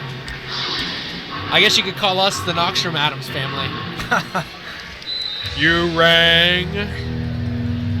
Morticia. Alex. That's French. Alex is our lurch. Lurch. No. What's cousin Fester? Fester. Cousin It. Cousin It. I can be cousin. I don't want to be any of these characters. We're just teasing, having some fun here. Logan Stutz making a quick move in the low post.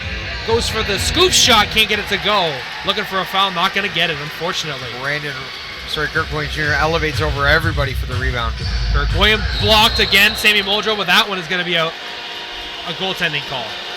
But would it be presumptuous of me to say that he is on the other side of 5 blocks today? Absolutely is.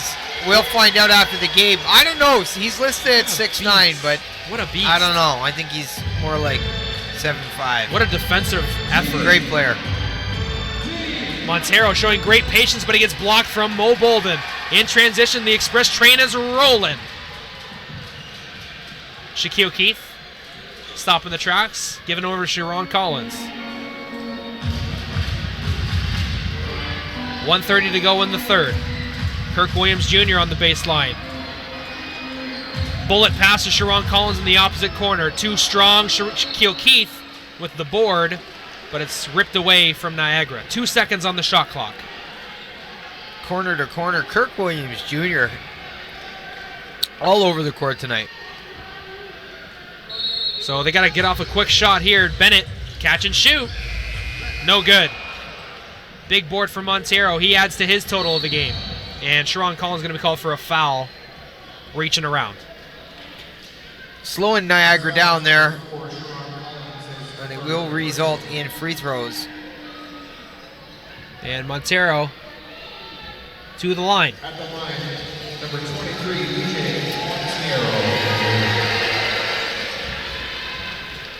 And he is 5 of 6 thus far from the free throw line. Just 2 assists away from that triple-double. Fire!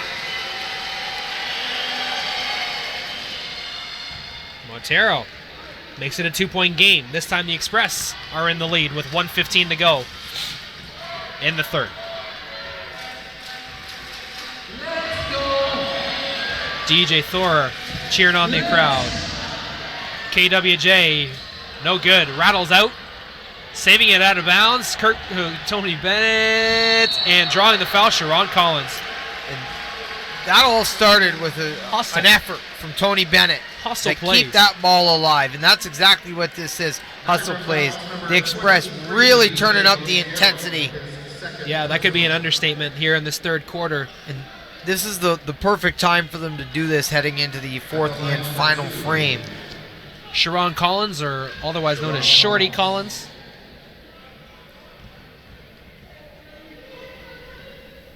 Knocking it down from the free throw line. Sharon. Former Kansas Jayhawk, 2008 national champion.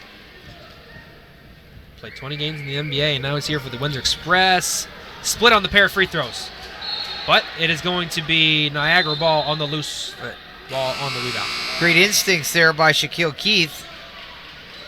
And now we see Theo Davis for the first time today. So we'll see what he can do here to close out the third quarter and containing Muldrow. Yeah, that's going to be a great matchup to look for. And he's not even looking at other people. He's looking straight at Sammy. Nice hedge out there on Ziglinski. Ooh, yeah. That's a matchup they don't want. Tony Bennett and Muldrow. Ziglinski leaves it. Puts it off his thigh, they say.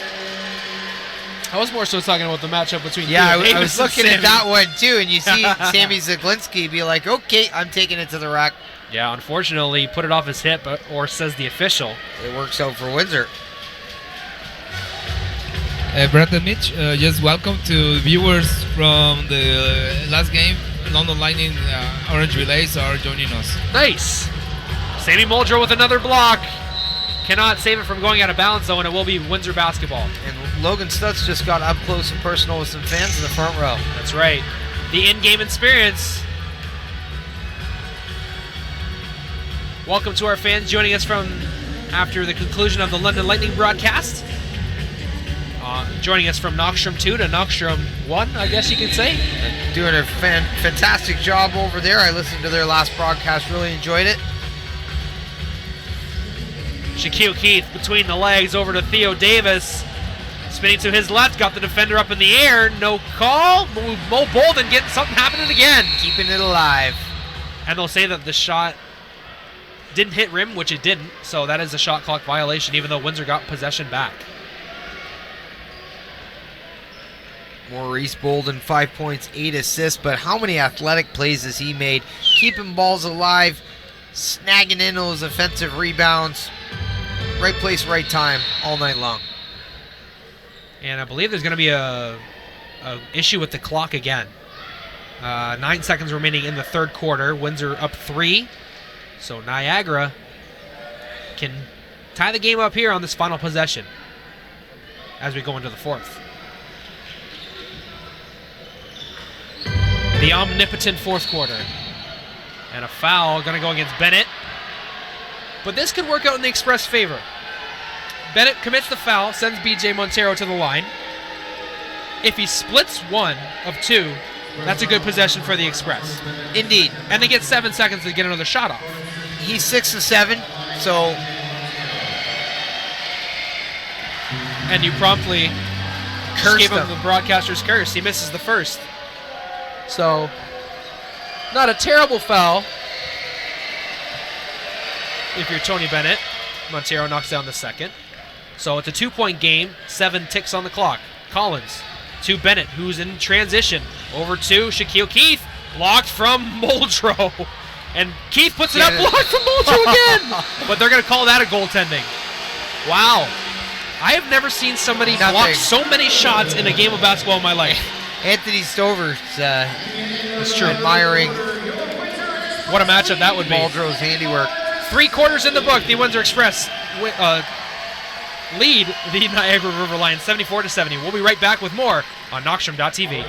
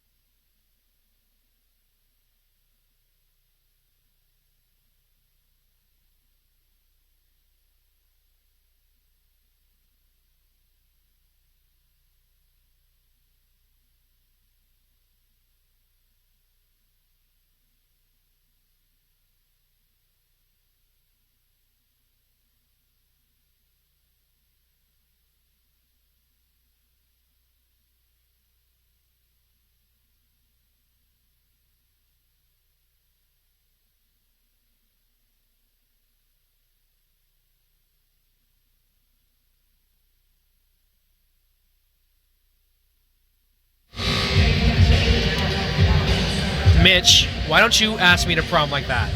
I never went, but I went to the party. Hey. Fourth quarter action here at the WFCU Center between the Niagara River Lions and Windsor Express. It's game 2, folks. Windsor's up 1-0. Niagara looking to knot up the series of this 5-game round. Stutz with a 3-ball, no good. Theo Davis with a big board there. Not a good opening possession for the River Lions, but lots of time left.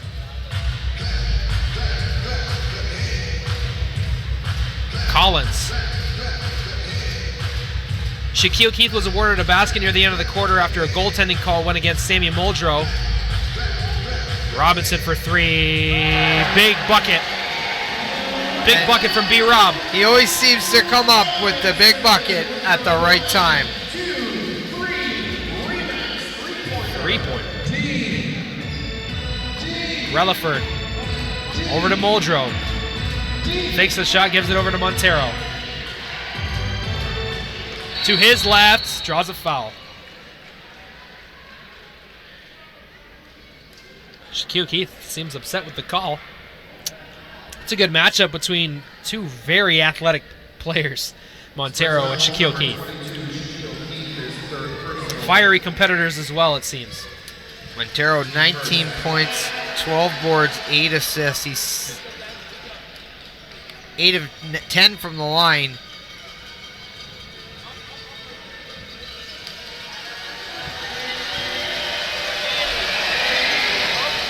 And he splits the pair. So the last 2 trips up the free throw line, Montero has split.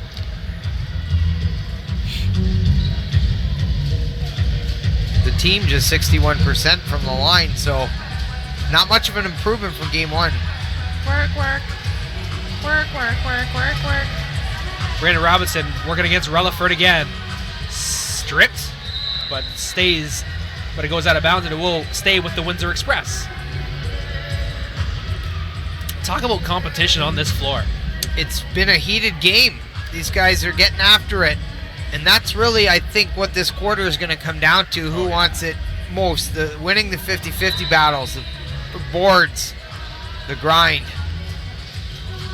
Sharon Collins on his back foot. Almost hits it. Sammy Muldrow saves it from going out of bounds, gives it over to Relaford. Over to Montero. He mishandles it but gets it back. To his left, kicks quick. it out.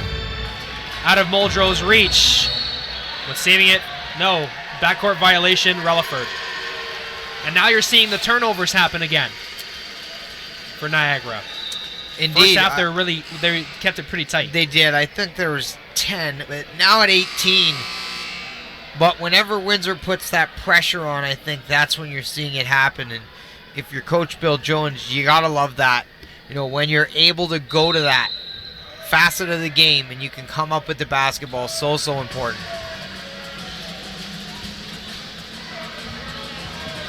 Sharon Collins in the low post kicks it out to Mo Bolden. He steps in the three-pointer inside the 3 line and draws a foul on the drive.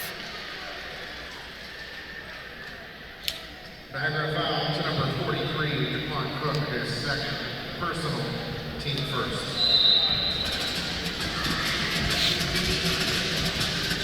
Kirk Williams Jr. over to Sharon Collins. Working against Sammy Z. Quick crossover in the middle, jumper, gets it to fall. The Express bench loving it. The poise. That was such a nice shot to watch. He just makes simple moves look so efficient. Ziglinski loses it. Bolden with the steal. The Express train's rolling. Stops, pops. Can't make a drop. DeQuan Cook with the board. Would have been a big bucket for the Express had that one fell. Indeed, the roof would have came off this place. 8-point lead. Stutz blocked from behind. No, they're going to call the foul on Kirk Williams Jr. And a beautiful interior pass to Logan Stutz, who's able to turn around and get the shot off. Subsequently, he will get to the line.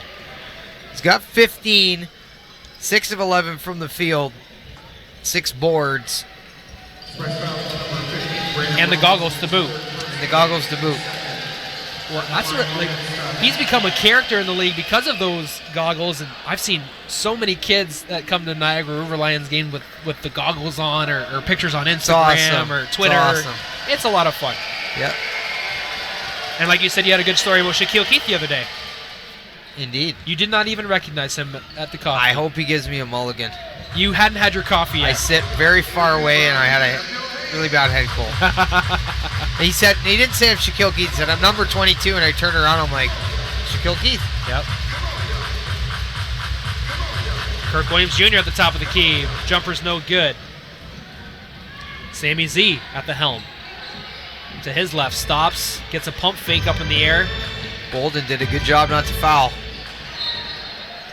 Yeah, he had anticipated the shot, but he had landed away from Sammy in an effort to do that. And We've seen in so many intelligent plays tonight, Brett. Yeah, that's a fantastic way to describe what we've seen. Some very intelligent plays. Stutz, unfortunately, rattles out on that three-pointer. 79-73, 8:55. Robinson to his left. Working against Sammy Z, his old friend from the island. Turnaround jumper, it's good. Brandon Robinson getting it done real quick. The human highlight reel. Filthy. And then he commits the foul. Trying to step in the passing lane on Sammy Ziglinski. Committing the foul. He's not in trouble, though. I believe that's his second. Nope, his fourth. I'm wrong. Robinson really finding a home for that back to the basket, little shoulder roll, turnaround, fadeaway. Some shimmy. Bingo. Such poetry in motion. Lake Wales, Florida native. Maurice Bolden with a big block. Bolden. Wow. Shutting down Logan Stutz. Mo Bolden out of southern Mississippi. Collins thought about the three. Kobe K's pregame X Factors were on point tonight. They were. Brandon Robinson with a rolling shot. Count it. 19. 19 for Brandon Robinson thus far. Sharon Collins getting the fans into it. Windsor City stand up. Their largest lead of the game, 83-73. Windsor up 10. If you're Coach Bill Jones, you have to be absolutely thrilled with not only the product on the court, but moreover the effort. These guys have shown up.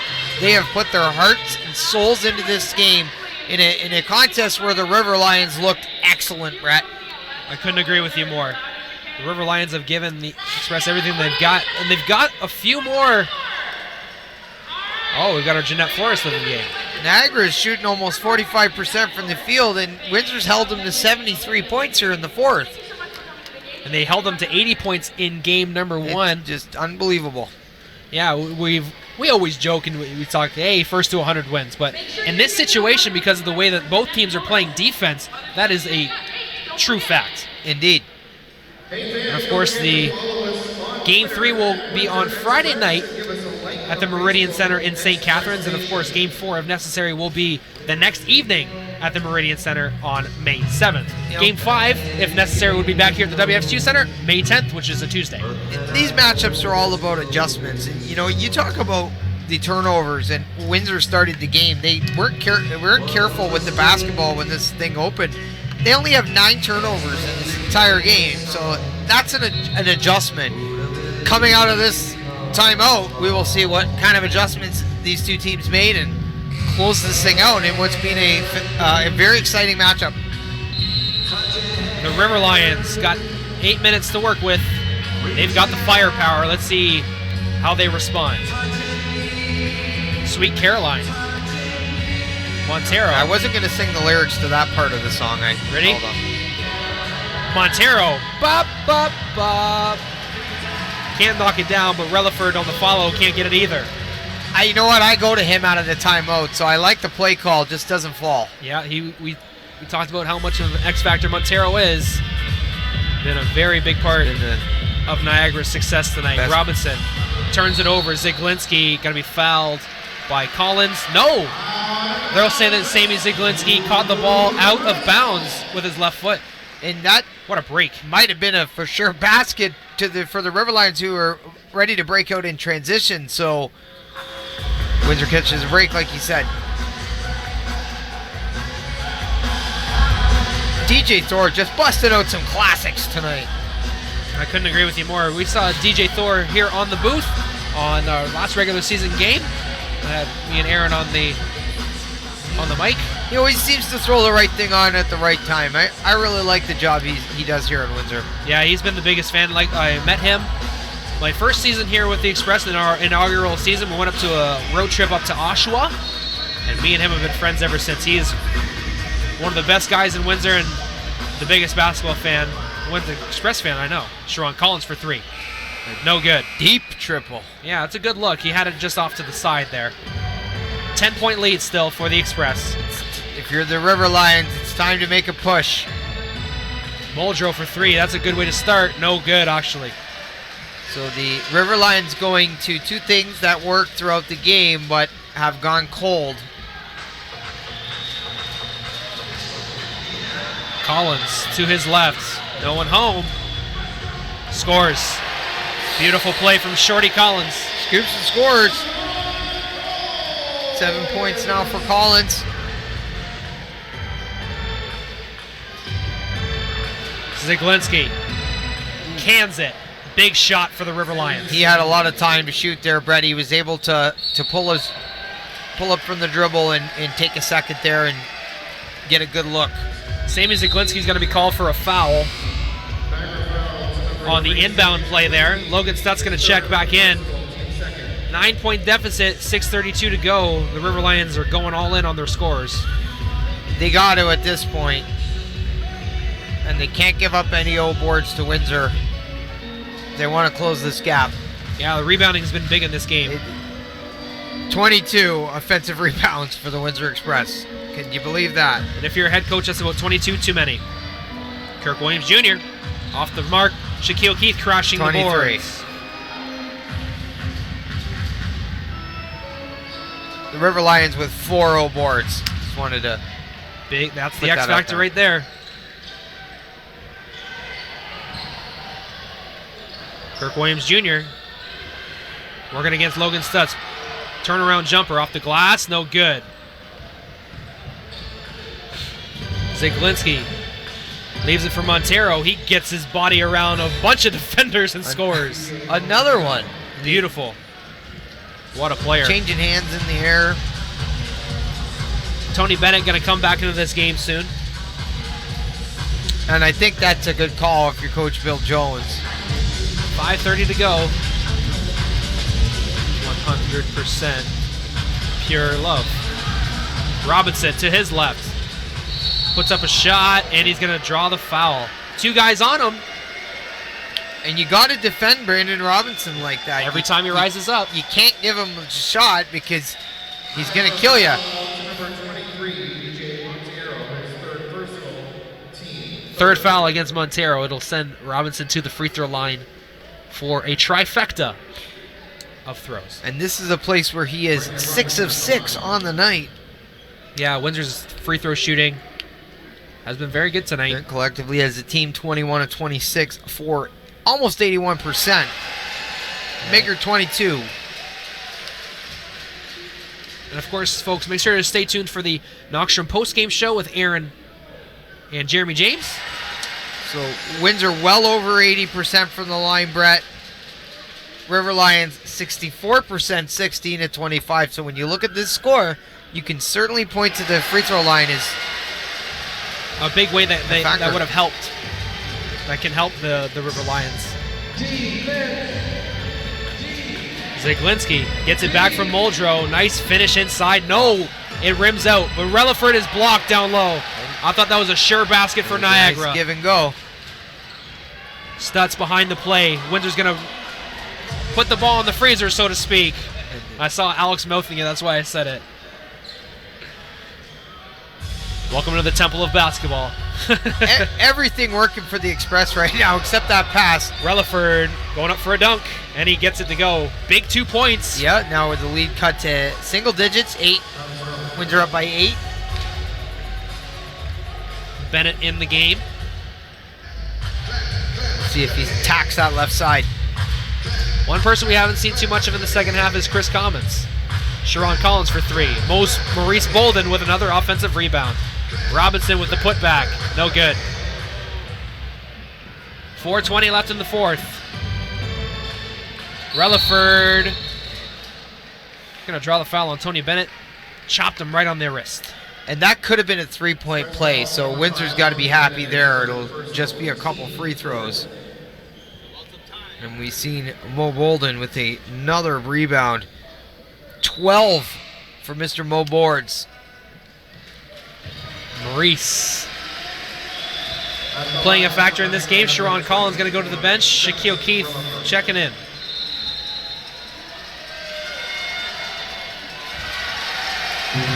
And the first free throw is off the mark. Kirk Williams Jr. with a tough assignment. Yeah. Standing next to Big Muldrow, but that Kirk Williams Jr. has had a great game, Brett. 20 points, 13 boards, and several big steals. Yeah, several is the key term. 4:15 to go in the frame. And Relaford makes it a 6-point game. So don't go anywhere, folks. We've got ourselves a contest here, and it's been a battle for the first 44 minutes. Let's see how the final four go. Robinson to Shaquille Keith. Driving and one. Yep. Strong take, finesse finish. Shaquille Keith, the Windsor rookie, coming up big. Yeah, Montero didn't know if we're going to see a travel call. Both officials had their hands up, but the end official I was waiting to give the signal that it was good, and it is a good basket and one. Just under 4 minutes remaining.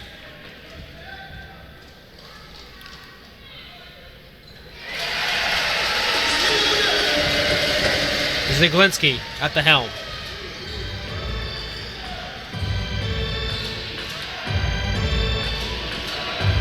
Stutz put it off his foot and nearly loses it.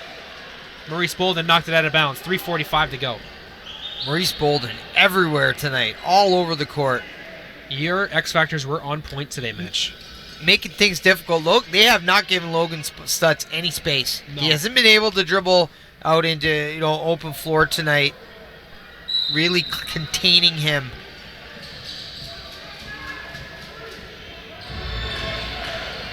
Ziglinski for three.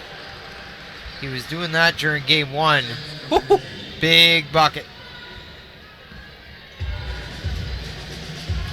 And now a very manageable lead.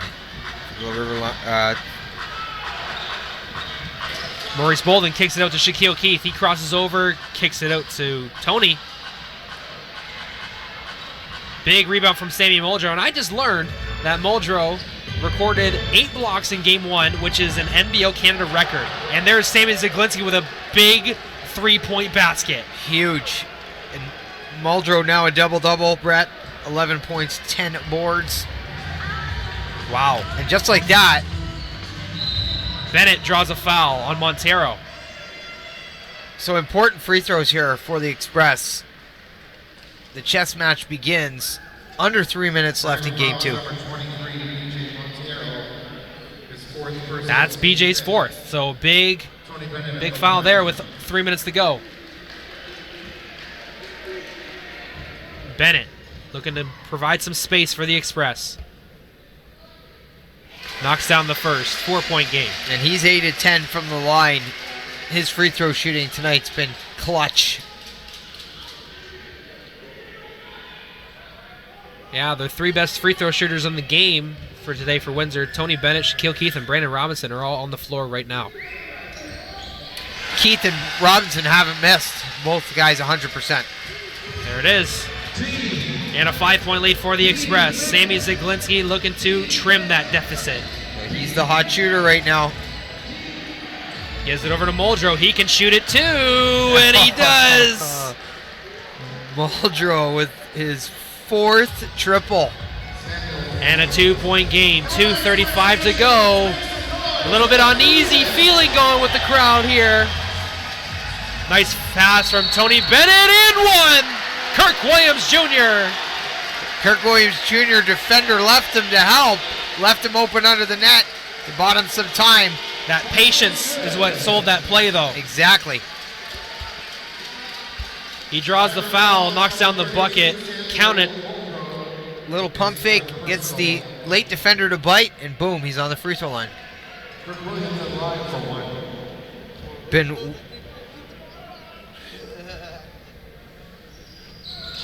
Kirk Williams Jr. misses the free throw. Loose ball. Sammy Z's got it. Over to Stutz, and he scores in transition. 2-point game again. Niagara answers the bell. This is like the 12th round of a good heavyweight tilt. Yeah, these are the championship rounds, ladies and gentlemen. We hope you are enjoying on Knockstrom.tv. Mo Bolden, thinking about it, gives it over to Robinson. Montero. Keith in the corner. And he stands there and lets it hang like loving basketball. Maurice Bolden shows good patience, knew it was too quick into the shot clock to take that three-pointer. That's intelligence right there. Sammy Z with a long go, no good. And Shaq Keith with a board. 1:40 to go. Windsor up 5. Bennett to his left.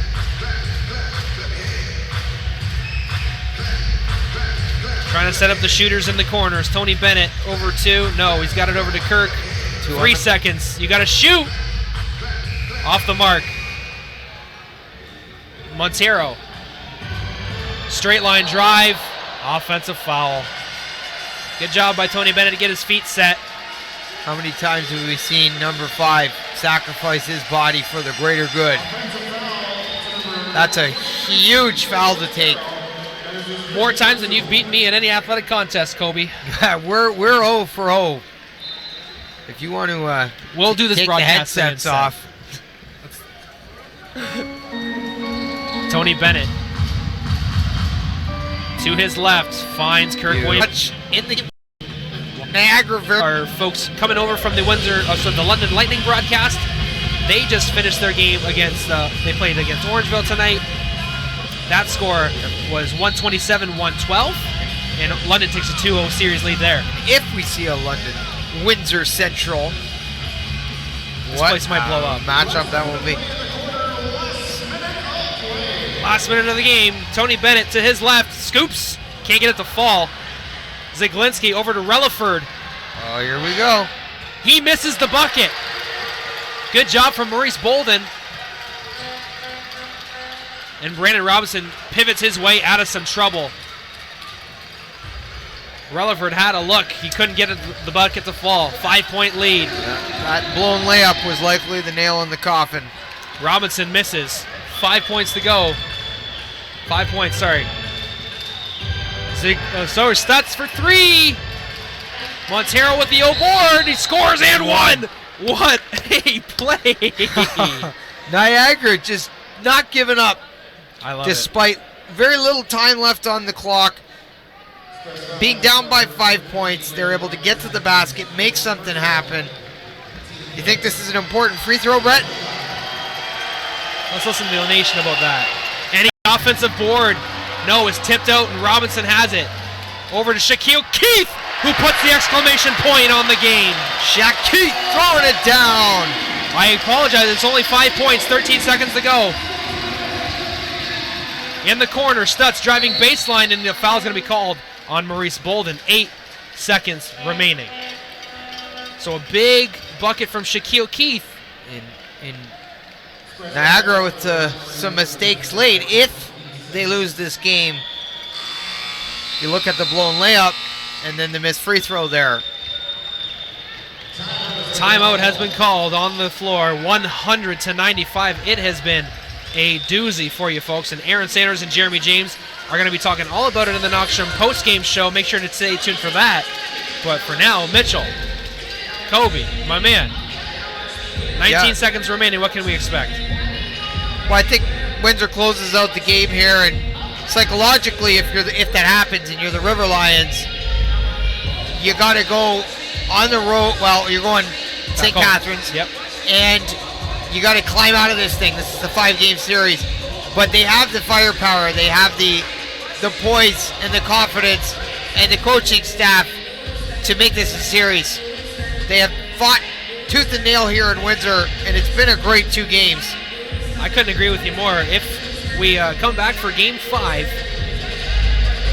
we will be here on May 10th. course, Game 3 and 4 will be in St. Catharines Friday and Saturday. Of course, Matt Latour on the call for that one with the River Lions. I'm sure he'll do a fantastic job, just like that crew does. And hey, we got to watch PG Montero light it up tonight. What a great job. 24 points, 15 rebounds, 9 assists, 1 helper away from that trip dub. And he is he on the player of the game. No problem. That an inadvertent whistle? Inadvertent buzzer, unfortunately, I don't think. Or is there a timeout call? I'm not sure what happened. Logan Stutt's not happy, that's for sure. No, and I don't blame him. Neither do I. So, because we're at a pivotal point of the game here. That's to say the least is pivotal. And inadvertent whistles. Buzzer. Sorry. Let's not give any pressure to the officials, and they already have it. It was the buzzer on a sure make and a cut to the basket. Yeah, a beautiful set play out of the timeout. Absolutely, and you know that's Grays Lacoli working his magic. Yeah, good play out of the timeout. And they're going to go back to it with 8 seconds to go. I'm not sure. If I could explain this further to you folks, I would. That basket would have really altered the course of this game, if you will. And of course, especially if they were pressing after, they could have forced a turnover, could have done a lot of things, especially after that make. Some missed free throws. Springer on the curl. No good. Loose ball. Montero for 3. Muldrow at the buzzer. And that's going to do it, folks. What a game we just had. Nope. They're going to say that there's 1 second left on the clock. No shortage of effort from either team, right down to the last second. So the Windsor Express have to inbound the ball. That's what they have to do. It's got to happen, folks. And they're going to call timeout. Coach Jones is going to call timeout. That is going to bring the ball from the baseline into the front court. A good use of the timeout there from Coach Bill. Absolutely. Get away as far away from your net as you can. Because strange things can happen in these final moments. Strange things. Alex is nodding his head. That's what he loves. He loves that part of the game. Yeah, I remember. I don't know if you remember that game. The old Montreal Jazz against Oshawa Power. There were 10 seconds to go. They were down 6 points. And they got, I don't know if you remember, they got I hardly remember those franchises' names, Alex. Three points. And then they steal the ball. They get 2. They score. They win. And I think they score and they win extra time. Yeah. To overtime. That's almost like our game against Mississauga last year. We scored a bucket to get it within 1 or 2. And then get it within 1, and then we stole it again, scored again to take a 1-point lead, and then Omar Strong heaved it from half court, much like Kyle Lowry did last night. Knocked it down, but the officials conferred that the ball had not left his hand when the buzzer sounded. So that was crazy. So that's just going to show what happens here in the NBL Canada. Omar Strong, there's a name I haven't thought of in a long time. What a lot of fun he was to watch. Windsor, Brett, a +10 on the boards again tonight. I got to salute these men for the job they've done on both sides of the glass. Both head coaches shake hands at center court. The Windsor Express take a 2-0 series lead over the Niagara River Lions thanks to a 100-97 point win. What a game, Kobe. Quickly, your thoughts on Game 2. Well, I love the concerted team effort. We talked about it. Very intelligent basketball played tonight. Windsor very careful with the ball. Only 10 turnovers. I talked about the 60 rebounds, 24 on the offensive end. They also matched the Niagara River Lions with 44 points in the paint.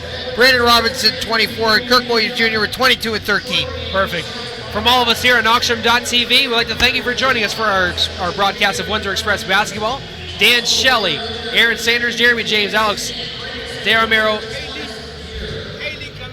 and Haley on camera 2 for all your efforts here tonight. 100-97, Windsor takes a 2-0 series lead. Let's hand it over to Aaron Sanders and Jeremy James Foco. Take it away, guys. Well, anyway, thanks, gentlemen. It was a great game. The Game 2 belongs to the Windsor Express. Final score, 100-97 against the Niagara River Lions. They take a 2-0 lead into this series, and now they go to Niagara looking to sweep them off for good come in the next couple of days. This is the Knoxtrom Postgame. Once again, I'm Aaron Sanders with Jeremy James, and this time we're back at our own booth, Our original suffice spot. it to say, and now we feel a little bit more at home. Comfortable. Speaking of home, talk about the great home court advantage this Express had at the WFCU Center tonight. They were down by a little bit, but they really came back, and that just really spells out the character for their team, Jeremy. Well, coming on to the second half, the Windsor Express were definitely looking to struggle. You know, they were outscored. They were outscored during the first half, but in both quarters. But second half, they actually outscored Niagara. They outscored Niagara in the second half. They really did. Yeah. They really did. In both quarters. Let's talk about on the Express side for a quick second. Now, there was a time where Tony Bennett was really suffering out there. Started 0 for 6 or 0 for 7. Which one was it? 0 for 6, I believe. Yes, 0 for 6. He was missing. They were missing. He was completely out of it. But all of a sudden, he dropped in, got back to it in his own vibe, and at the end, finished off 4 of 19, but 17 points, 6 rebounds, and 10 assists. That's a double-double for him. So talk about a great improvement work. We talked about how Shaq Keith improved in the second half in Game 1, but in Game 2, it's a different story as it belongs to Tony Bennett, a game of perseverance for him. 0 for 6 coming into the second half, which he was very struggling. Chris Commons as well. Chris Commons, you saw him struggle. Coach benched him. But Tony Bennett stuck in there. Now, 17 points, 10 assists, 6 rebounds. Great energy from Tony. Not only that, he was attacking the rim. He was getting to the line. That's what also made him very fearless in that game.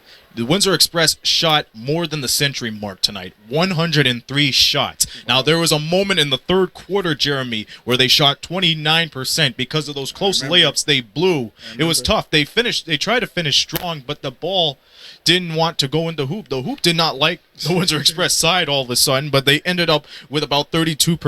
As for Niagara, they shot about 44% at the end of it, and you got to give hats off to Niagara regardless, whether if it's Logan Stutz, but oh man, BJ Montanero, he was 1 assist shy of a triple-double, 24 points, 16 rebounds, and 9 assists. If you have to give a player of the game nominee, that would be him nonetheless. He was working on all parts of the court tonight. He did his best to drive this team. Logan Stutz came today. He showed up today, 19 points. But yeah, Ontario, great game. The only thing about it is that the Niagara River Lions is that they had a lot of turnovers, 20 turnovers throughout the game.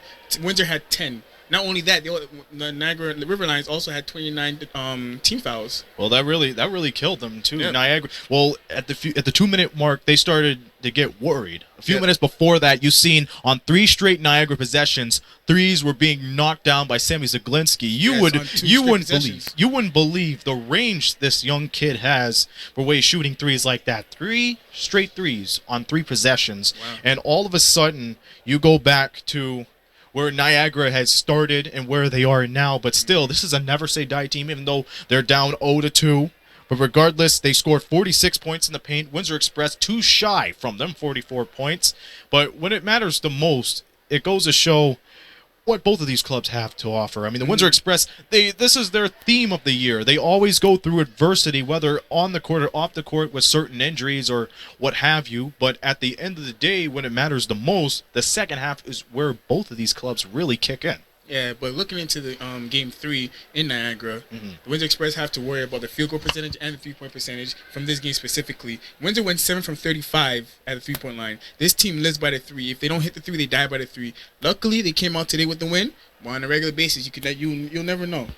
Well, let's just remember the fact, too, that Windsor also has to start out real strong in the third game, because we all know when things shift to Niagara, it's going to be a different atmosphere. Home court advantage maybe taken away from Niagara, but now they have to win 2 of 3 to survive and go to a Game 5. So Game 3 will be in a couple of days from now, which means the Windsor Express could become one of the first teams to advance to the division finals. We'll step aside from our game for a little bit. We'll talk about what other games happened around the league here tonight. We had the Orangeville A's take on the London Lightning. The Lightning won 127-112. At one point, it was a 2-point game at halftime in favor of the Lightning, but they really stood their ground and they won it by 15. Nick O'Corey, leading scorer, 29 points, 4 rebounds, 2 assists. And on the other side, player of the game, Dominic Cheek for the A's, 24 points, 6 rebounds, 2 assists. That was it for that game. And there was another game in the Atlantic Division playoffs. It was the Moncton Miracles taking on the St. John Millrats. We'll take a quick second to look at that. St. John won it, no question about it. They take a 1-0 lead. This was their first game. So St. John won it 126-98. They got out to a big lead, and they never let up. Wow. And that's the psychology of the St. John Millrats, like one of the potential teams that could actually make it to the NBLC finals. But you never know what goes on in the Atlantic Division until you actually watch a few games. But the Central Division, we got it going on right here. Yep. London's up 2-0. The Express are up 2-0. Both clubs look to wrap it all up on away turf within the next couple of days. So let's quickly recap of what to expect for Game 3 for both clubs. Niagara, obviously, they have to focus on not being too pressured, because remember, pressure can make a person do funny things, and you never know what will happen unless you know how to control that pressure. As for Windsor, they really have to come out of the gate real strong, not only in the second half, but if you put out a good effort in the first quarter, then imagine what things you could do for the next 47 minutes. Well, to relieve that pressure, Niagara is going home. They will have home court advantage, therefore giving them maybe a little bit of a push to do what they need to do for their fans. As for the Express, it's best that they take the same formula that they use on this court, take it with them to Niagara. Well, there it is. Game 3 in a couple of days, like we said. And just because the Express won, there is a guarantee that they will play at the WFCU Center for at least one more game, whether if it's Game 5 on the 10th, if necessary, or the next round, Game 1, where they play the winner of the London and Orangeville A series. So whether or not, we'll be back with you again on Knockstrom.tv, either by as early as next week for Game 5 or a couple of days later after the fact for Game 1 of the Central Division Finals. So we look forward to both of those games, and we look forward to seeing all you good people out there. Once again, final score, Windsor Express 100, Niagara River Lions 97. The Express take a 2-0 lead into Niagara as the atmosphere shifts for the next 2 games. And we thank all of you for watching once again. This has been a presentation of Knockstrom Digital Media, producing the media excellence in Southern Ontario. So until we see through whether Game 5 if necessary or Game 1 of the Central Division Finals, for Jeremy James, this be Aaron Sanders saying so long from the Rose City.